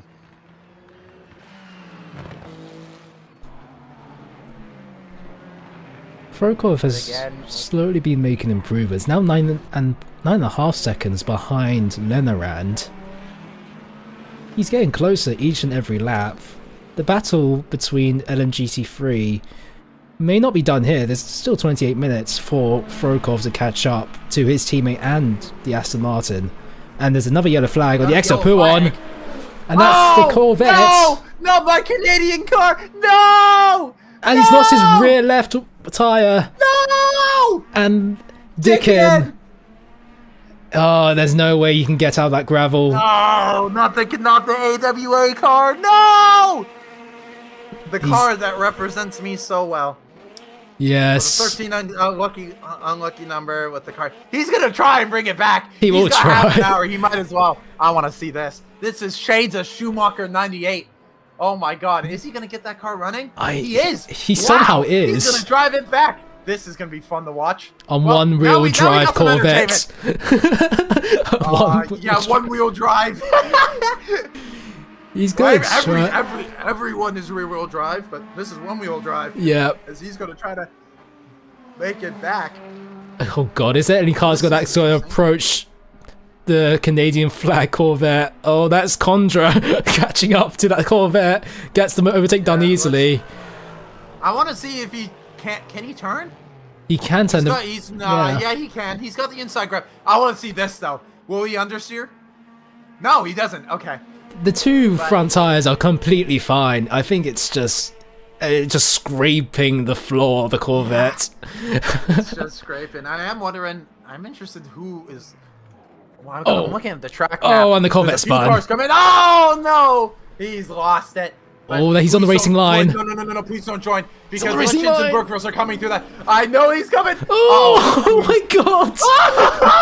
That was close. I saw them on the map. I was like, they're going to be close. Oh, I think the Corvette may be beached slightly. No, he's fine. He's slowly making his way. He might get beached. Yeah. What are you doing? No, don't go forward. You're going to beat yourself. No. Oh, no. He has to move out of the way. I think He's got to wait just one more yeah. car, and then he'll be able to go out. But he's looking to be beached. Oh, here it comes. Oh, is he gonna do it? I think he's just waiting for the cars to get out of the way. He knows he's in a bad position. All right. This is just, man. This is peak television. What on shame. board with Francisco Chavez. Let's see. I swear to God, if this pans over to the right and he hits him. Oh. No. Okay, good. So it looks like he's going to be stuck in the grass. That's Dickin getting overtaken by Kyle Welling. Kyle Welling moving up in the 4th and LMGT3, but Dickin, I think he's going to be stuck in the grass. Meanwhile, Frokov has overtaken his teammate or Smolka, so we missed all of that watching Dickens in the gravel. Yeah, watching the Canadian car just being stuck in the gravel. Frokov in second place. Yes, what's actually been important we missed. Frokov back up in the 2nd place, 6.3 seconds down on Lenoren up in front. So that gap's not done. There's still 25 minutes remaining. That pace is not over. And hopefully we'll see a bit of a battle here at the end of the race. More stuff for us to do. Yay, let's go. We got 25 minutes officially remaining in this race. I've just panned back over to Dickin, and it's he's still trying. He's so desperate. Oh my God, I love this. I love this. Is he? He hasn't moved in a little bit. This might be the end. I think he is actually done now. There's no way that Corvette's getting out of the gravel. He's trying so desperately. It's so funny. He's still trying. There's a permanent yellow flag at the end of Sector 2 now. Permanent yellow flag in Sector 2. Because he wants to finish. He wants to get those points. Are there points for just for finishing a race in this championship? I assume because the LMGT3, I think every single car that will finish in LMGT3 due to just 7 cars driving. If they all finish the race, they'll get points. I believe so.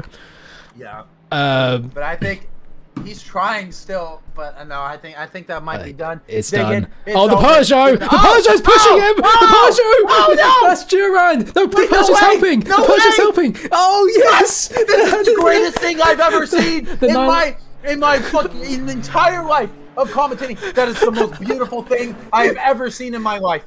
Wow. Durand helping the Chevrolet. Durand, he is the victor. He is the true winner of this race. I don't care. No, please. Come on, you can do it. Come on, Dickin. You can make it up the hill. What are you doing? Dickin. No! No. Oh, no. He did it, Gerard. Did all of that work for nothing. And no, he's retiring the car. That was almost the most beautiful thing I've ever seen in my entire life of motor racing. Gerard was doing the Cars 2006, trying to push that Corvette back onto the track, and well, the best fucking king impression but that now has put Kennedy within striking distance, 1.2 seconds down. We'll see what happens there, but Gerard doing God's work trying to bring him out. I did not expect that. I did not expect Gerard to do any sort of that. He has lost out a bit to the 963, but hey, well done. That's the Sportsmanship Award of the year. Automatically. And Kennedy is now within 1 second of Gerard. Within half a tenth now. Splitting 5th and 6th. I mean, 5th and 6th. Oh, yes. Kennedy is getting extremely close. The battles are not done. That opportunity might happen pretty soon here for the 963. Maybe this wasn't the best he might have gotten the Sportsmanship Award, but at what cost? Out of Pouan we go. He's got a really good run out of the outside. He might go for it here. Oh, he will. Around the outside they go, wheel to wheel. This is a great little battle Impressive for move. 5th and 6th. And Kennedy gets the job done. An amazing and very clean move. Up into P5 he goes. An incredible job from the 963, but I'm not sure if Gerard is done yet. As we come out of the back corner, we know that Peugeot has some straight line speed, but no, I think he's just going to lose it a little bit here. Yeah, he's starting to lose some time as that gap is increasing instead of decreasing, which you'd usually see when you see someone going on the slipstream down the back straight, but that looks like that move is done. Kennedy up in the 5th, Gerard down in the 6th. Frokov within 4.2 seconds now of Lenorand. Frokov is now the fastest LMGT3 so far in this race. 4 seconds now, splitting the two LMGT3 cars. Another yellow flag. Who's that? I think it's someone off at the final corner. That's Mendoza. That was Mendoza in the Aston Martin that went off at the, not the final corner, but in the gravel trap. I'm calling it the Dickon trap now. He got off at the Dickon trap, got back out, and yeah, he got lapped by the Joker. And now this is going to be fun to see because these two are the two fastest cars on track, despite one being lapped. It'll be fun to see Mendoza just keeping pace with the Lamborghini for the last 20 minutes of this race. But as of right now, yeah, Kennedy, knew what the thing is, though. Kennedy got the overtake on Gerard. He has to pit. So I completely forgot about that. So he's got 16% energy left. He's only got 3.5 laps, so he will have to pit. So Gerard will get that 5th place back. Kennedy will have to lose it, though. So all for nothing, sadly, in the Proton competition car. As he will have to move down into 6th. Probably, he actually might go down into 8th now that I'm thinking about it, because Chavez and Jover still on the lead lap. He will go down into 8th. Speaking of Chavez, a really underrated drive for the Glick. Oh, yes! He has been keeping it out of trouble. And he's going to get a points finish in P7. A great job surviving this one. Absolutely. I'm so happy. I love that Glick. I love it. And it's a great looking car. The Spanish flag over the purple. That looks really good. Really, That's one of the better liveries in this season. A great result for him. To come home in P7, but will actually be P6 if once Kennedy pits. So it'll be one of the best finishes for the Glicks all year. So congratulations for them, and a great little points haul for the Glickenhaus manufacturer. I wish we could see one of the other, so there's sort of Fraschini in the middle of this grid, maybe, or the Van Wall. So nice to see. I wish we could see the other privateers in these races. It would be very nice. Yeah. Are they available? They are available. Yeah. No one picked them. No one picked them. See. Understandable. I mean, of the privateer cars, I would pick the Glick over anything else. So I understand why two guys, they picked the private car, they picked the Glick. I understand that. And I think it is the fastest of the three privateers. From my understanding. Yeah, no. The Glickenhaus project, like, if you know anything about them outside of hypercars, they have a very successful GT3 program. They've won the Nürburgring, the 24 Hours of Nürburgring, multiple times in the SSC003. I love that car. Yeah, the Glickenhaus name, very respectable in the motorsport world. It's awesome that they were able to build a hypercar. Just so sad they weren't able to do more of it. But hey, we're seeing them out here on track, and they're about to get their best result of the year, a P6, if everything stays the same as we are coming up to the last 17 minutes of this race. Up in front, though, absolutely dominant. It's been the Joker in the Lamborghini, flying a 12.5 second gap on Condra. You know, I just got reminded of something. I was talking about this with Jonah in Interlagos. And now that I think about this, I think this perfectly explains all the drama that happened in Hypercar. So what I learned was that a lot of the top guys in Hypercar actually moved to LMGT3. And a lot of the faster drivers are actually in LMGT3. And that the Hypercar class is more for the newer people. And so now that I know that, that perfectly explains this race and everything that I've seen. Yeah, all the incidents, like the pace has been great, but the battling and everything, that makes sense. A lot of these guys still learning how to do clean wheel-to-wheel racing and trying to do effective racing, and that makes a lot of sense to me. I think especially because of the newer drivers, the more experienced drivers know that it is a long race, but all the newer drivers think that the overtake needs to be done now and not later. It has to be done, yeah, 100%. And you know, not to talk about myself so much, but something I've been practicing and prepping for is me and my buddies, we're doing a 100% Daytona 500. 200 laps of the track. That's a 3.5 hour race, or a minimum 2.5 hours, maximum 4 hours. You have to learn how to be patient. in those opportunities, because instead of being on a track where you have to brake and stuff, you're doing 190 miles an hour flat out in a pack. And so if you got to learn how to be patient through there, being patient in this instant should be a lot easier. So hopefully we'll see as this season goes on that a lot of these guys do learn that patience, and we're going to see a lot more clean racing. Hey, absolutely. I love the drama, though. It makes our job a lot of fun, but we do want to see some non-anticlimactic stuff, just like what happened with Contra and Mendoza. I felt like, my personal opinion, that could have been easily avoided, and absolutely. There could have been a battle between Mendoza and Joker, but we will never know, sadly, because of what happened. But as of right now, it's the Joker up in front, a 12.3 second gap up in front. I should also mention, between Contra and Lightens, it's 40 seconds. It's an absolute massive gap between the two. And now we're seeing Kennedy. He's going through the final sector. He's gonna have to enter the pits now. So he's currently in fifth. He put him in this stint. He has completely pissed off from Gerard. He's put 6 seconds on him. Yeah. And that's probably because he knows he's at the end of his energy. He has to push. He's also got the lighter car as well. Absolutely. He's got a lot lighter car, and he's going to have to push. So will he enter the pit lane? Wait, what? He doesn't. Oh, okay. So he has 1.2 laps. So he is maximizing his stint. He's going right to the end. He's going to have 0.2 laps of energy when he crosses the line next time by. So next time, he will go into the pits. He's just trying to extend as much as he can. And if he does, I think he'll end up right in the middle of Rivera in 8th and Mendoza in 9th. So we'll have to see there. But hey, Gerard and Chavez moving up into 5th and 6th respectively. Very good job for the Peugeot and the Quick respectively. Mm-hmm. Yellow flag. Who's that?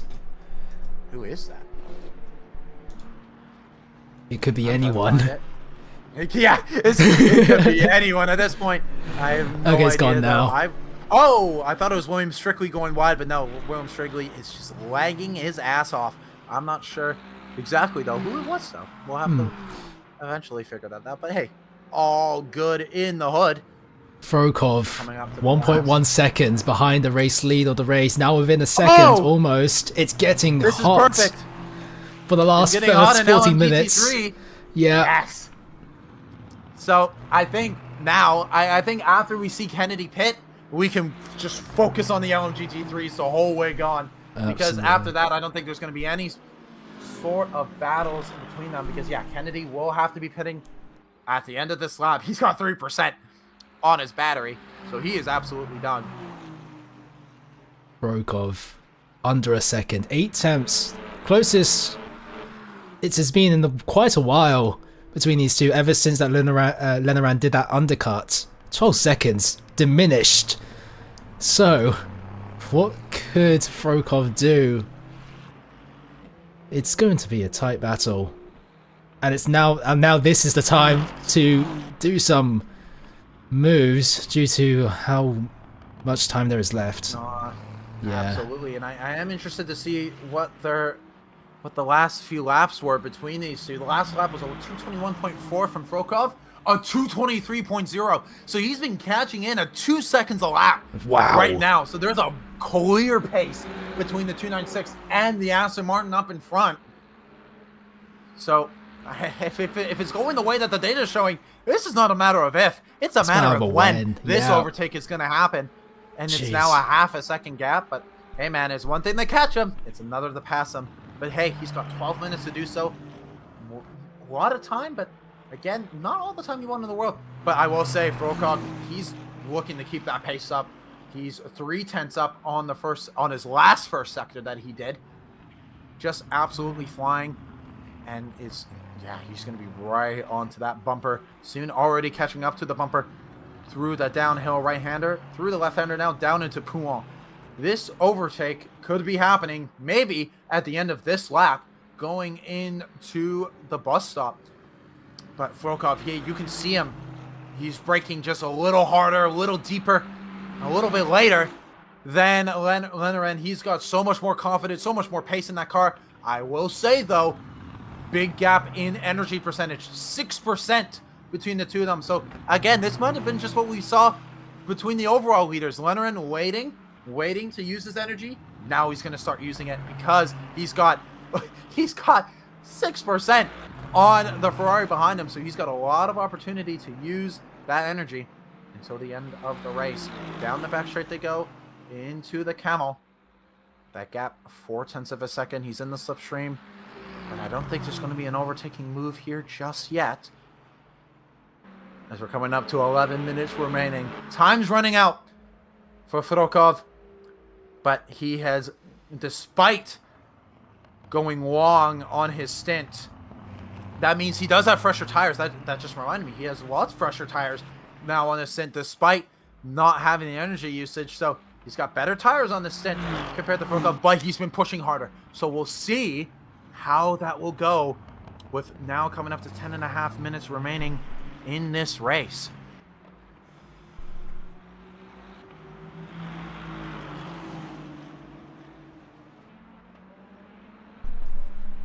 Up Eau Rouge they go. That gap still at half a second. It's now looking at the times Lenneren's having to pick up the pace, only 0.2 slower than Furokov on the previous lap. So he understands what it means now. He knows this is a push to the end. It's an absolute flyer, because we're now coming up to 10 minutes remaining, which if you do the math, that's about 4 laps. We have around 5 to 4 laps of racing remaining. Furokov going very deep. The 9X8 of Gerard will have to overtake these two leading GT3s. He'll probably overtake Furokov into Rivage, but that will slow down Furokov maybe for like 3 tenths almost, and then same will be done to Lenorand. Oh, but that has actually benefited Furokov a lot more than it did Lenorand. Go ahead. And he's unable to go around the outside there, but into No Name corner, this could be it. Into the Fania. Yeah, Fania chicane. And this is the closest. Now front bumper front splitter to rear bumper.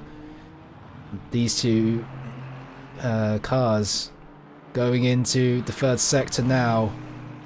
Furokov will have to slipstream. Take it away with it. Now. Yeah. He's got a good run out of the corner, looking from the helicopter view. He is gaining a little bit. This is looking to be exactly what we were looking for in the LMGT3. Hey, that hypercar and overall battle, we don't have to care about it. This is what we are looking for. And now, coming up down the inside, he's going to go for the move. Where did that come from? They touch into the bus stop. Lenoren is going to take him by. That took me by surprise. That was an absolute late second. Furokov is not happy. He's swerving. He's swerving in the I saw him swerving. I saw him swerving in a straight line. I don't know about that. That was a very late move, my friend. I don't know if Lenoren was expecting that, but hey, you got a lot of more opportunities as you're right on the bumper. Down the hill we go, up into Eau Rouge. This could be the overtake we've been looking for all race long. It's coming down to this with 8 minutes remaining. The 296 does have a little bit of front damage up in front, but he has the pace advantage that we've been looking for. In the slipstream he comes. There's a Glicken House of Chavez behind. That could play into the advantage of the 296 yet again. So blue flags are coming out. Is there going to be an overtake? No, Lenoren doing a good job blocking any attack off. But here comes the Glick through Lecombe and Malmedy.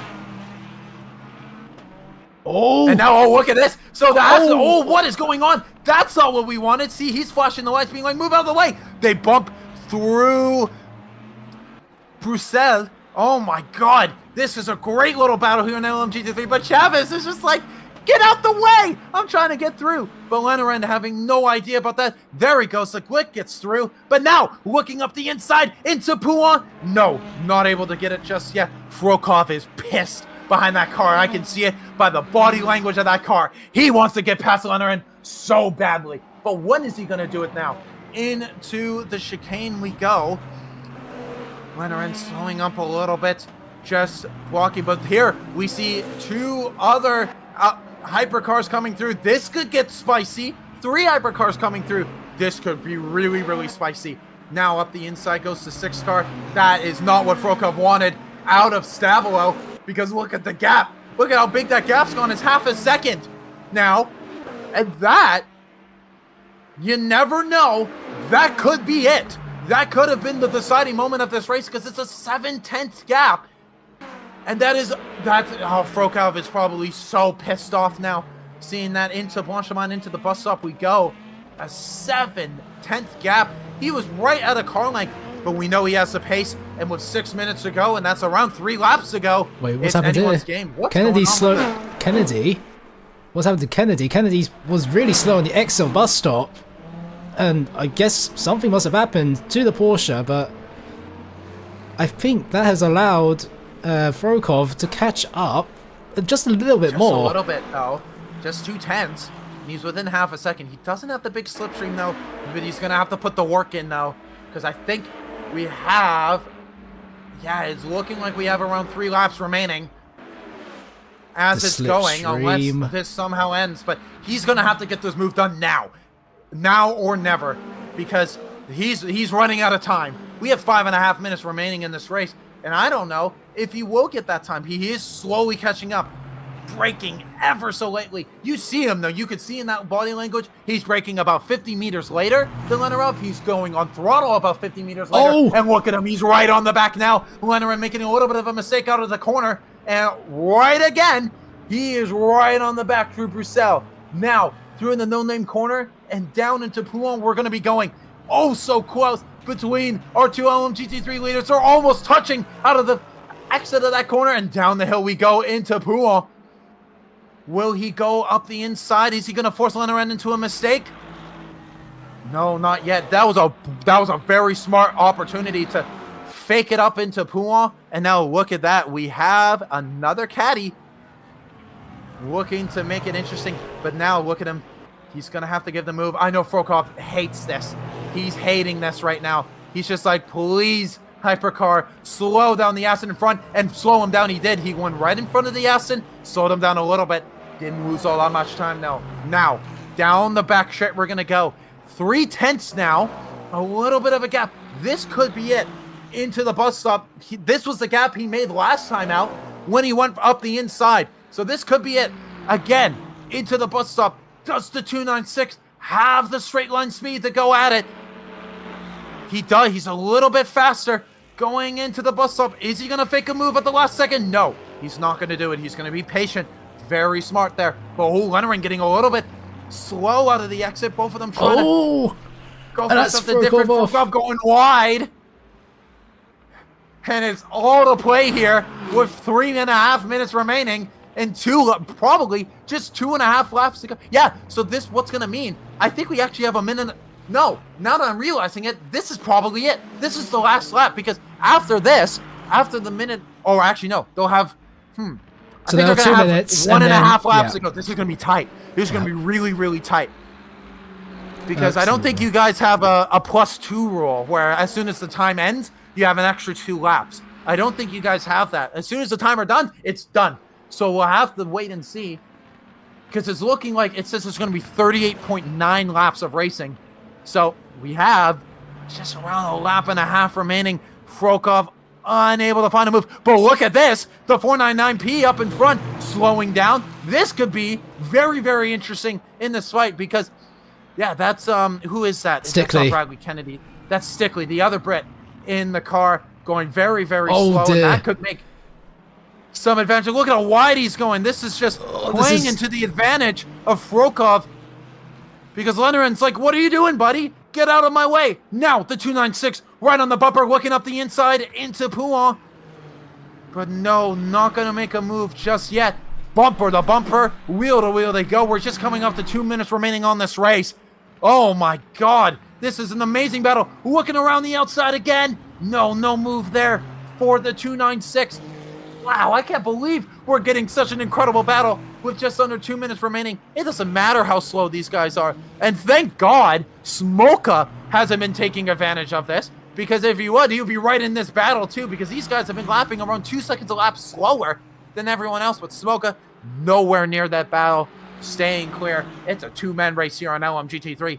Down the back straight we go. He's got a little bit of a slipstream run down the back straight, but I think because of the light damage, that's playing in the Leonard's hand. He's got a little bit of speed, but I think with the slipstream, it's looking really, really good here. He might go for the overtake again. Will he do it? Yes, he does. Up the inside he goes. He wants to, deep, but he goes wide. He goes too wide and too deep into the corner. Frokov is going to have to get that pace back. Lenaren's going to take the advantage. And with 1:14 done, that could be the finishing move of this race.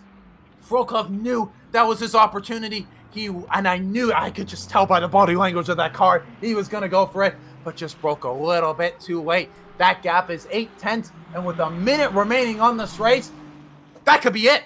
That could be the race done, and Frokov unable to get the job done.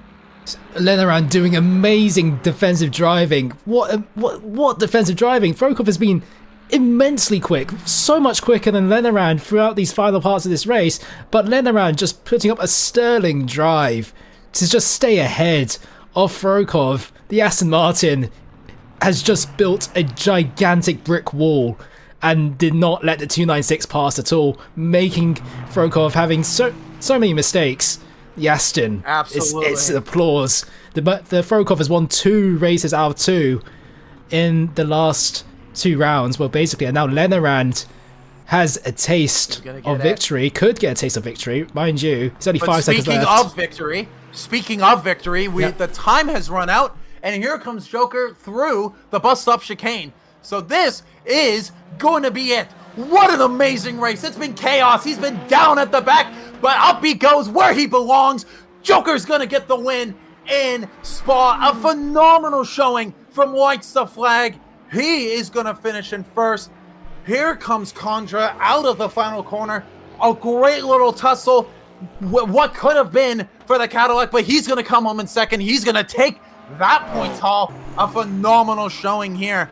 But what is most important is that LMGT3 battle is not done as they're coming out of Stavilo. I want to see it because they're still super close, as now Lichten's in third just got passed, and I think he's going to come home and finish in third, but he's so close to the back. Is he going to go for any sort of insane move down into the bus stop? Lenaran going a little bit wide here. He's blocking the inside line. He's going to go around the outside. Could he get the overtake done? Oh my god! Oh, is he going to do it? They touch. It's going to be side by side. Drag race, but Lenaran is going to get it. Oh my god! What a finish! What a race between these two! Oh my god! If Frokov and Lenaran don't go into it, yeah, they're battling and crashing into it at the end of the race. Oh my god! Frokov, that was so smart. Going around the outside, forcing the opportunity, but just couldn't get it done. Oh my god! What an amazing end to the LMGT3 class. What an amazing end to this race. What a chaotic race. What a chaotic race. Wow. And even though we had a few boring parts, that was worth it at the end. Lichens comes home in third. Bergqvist gets the best finish for Toyota all season, comes home in fourth. Juderon in fifth, who's going to be the last car to come across the line. We have Chavez, the best finish for the Glick, to come home in sixth. Kennedy in seventh. Verderer in eighth. Strictly in ninth. And our winner in LMGT3, Lenaran in the 10th. Frokov in 11th. Smolka in 12th. Kyle Welling in 13th. And Mendoza. Oh no, we completely missed it. But Mendoza, who was in 9th, has retired from the race and will not be finishing as well. So only 13 out of 22 finish this race. Wow, that was a big one. If I see Joker is in the LMU party chat, if we want to bring him over, I would be more than happy to give a bit of a race interview. We can do that. We'll just ask if Joker wants to. You can put in LMU. Mendoza had a PC crash. That's what happened. Oh, right. Okay. That is exactly happened. All right. At Joker if he wants to join. Yeah, I will. Yeah.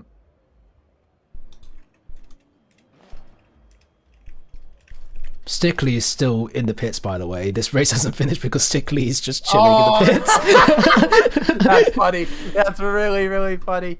I don't know if he has access to the commentary VC. So we can drag him in. Very well might have to. He can? Yeah, we can drag him in. Yep. Okay. Yeah, you can drag him in. Yeah, he said why not. Oh, I can't. Oh, I don't know if we can. We can join the LMU party chat, actually, instead. Okay. Yeah, we'll join your chat. Yep. Okay, Right. so let's just do this right now. I'll ask one question, you ask one question, I'll ask the final question. No worries. Yep. Hello. Hello, Joker. You are been the Joker today. Oh my goodness. Just wow. Talk to me about the chaos through lap 1, building it up through that battle, seeing what happened with Contra and Mendoza happen. How are you able to stay so maintained throughout that race? I mean, I would say let's start with quali. So quali was really, I mean, I didn't expect much from quali because normally I'm really good in the race, but I was really able to put, I would say, one of my best laps together and do it so get such a good lap. And in the race start, I got a good launch, but then I broke a bit too early on T1, and then he got my outside, and he wanted to go with me on the side by side through Eau Rouge, but I didn't risk it because I mean it's 1.5 hours, and I'm really confident in my race pace. So yeah, and then we got to after the camel.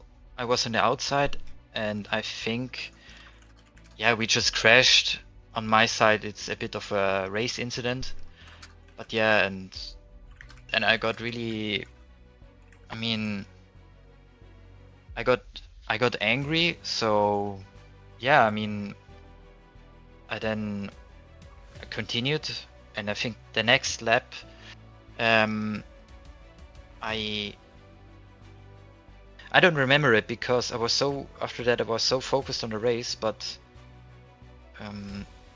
I would say that,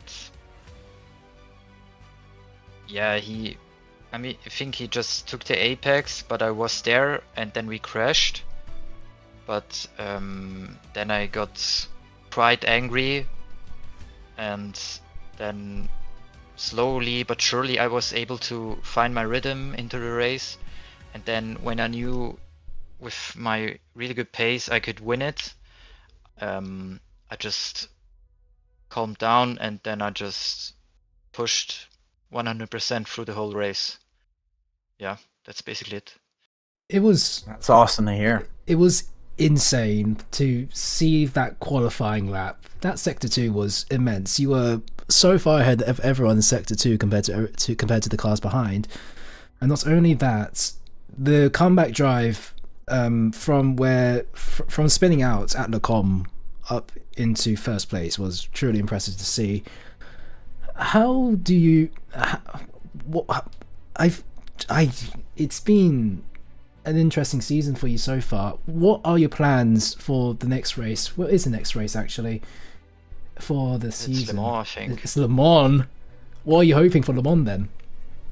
Obviously winning it. Yeah, that's fair enough. But not from doing it the same with, I mean, for you guys it was, I mean, pretty awesome with all that action, but I want to get a good launch and then into T1 just brake confidently and then just win it from flag to flag.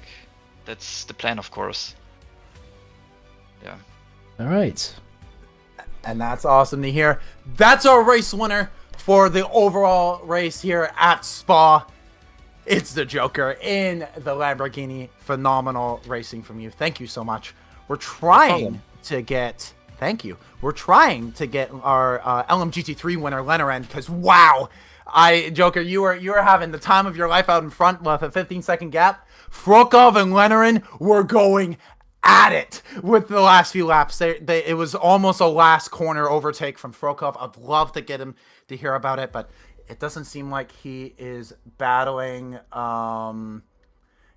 doesn't seem like Lenorand will be joining us today, but hey, that's okay. I'm glad we were able to get one interview done. Mm-hmm. Wow, Jarvis, we survived. We survived that. That was insane. That was so fun. I had an absolute blast. Jarvis, this is my first time commentating with you. I absolutely hope we can do it again. This was so fun. I had an absolute pleasure. Any last words from you? Well, we got Le Mans next. That's going to be an interesting affair. Woohoo! Yeah. That's gonna be great. If Spa was like this, what can the Le Mans cook up? It's I mean, Spa itself is an amazing circuit, but Le Mans is next level. That's the crown jewel of endurance racing. So we'll see you all next Saturday. Thank you very much for everyone who joined the stream, everyone who chatted in the stream chat. So that will be done for both of us here today. Any final words, Nick, as well from you? My final words is that I couldn't be more thankful to you, Jonah, everyone that's given me the opportunity to come out and have some fun with commentating here at LSR. I know we don't take it as seriously as everyone else, but that still doesn't mean I'm going to give it my absolute all. And yeah. Letter N just, he just messaged, he's like, sorry, I'm French as fuck. I don't want to look like an idiot. All right. You're all good. Je ne... wait, hold on. I can help him. Je ne comprends pas français, tu parles anglais. That's the only bit of French I know, is I can say I don't speak French, I can speak English. Right. But anyways, it has been an absolute pleasure to join you, Jarvis. My name is Nicholas Portress. It has been an absolute pleasure, and we will see you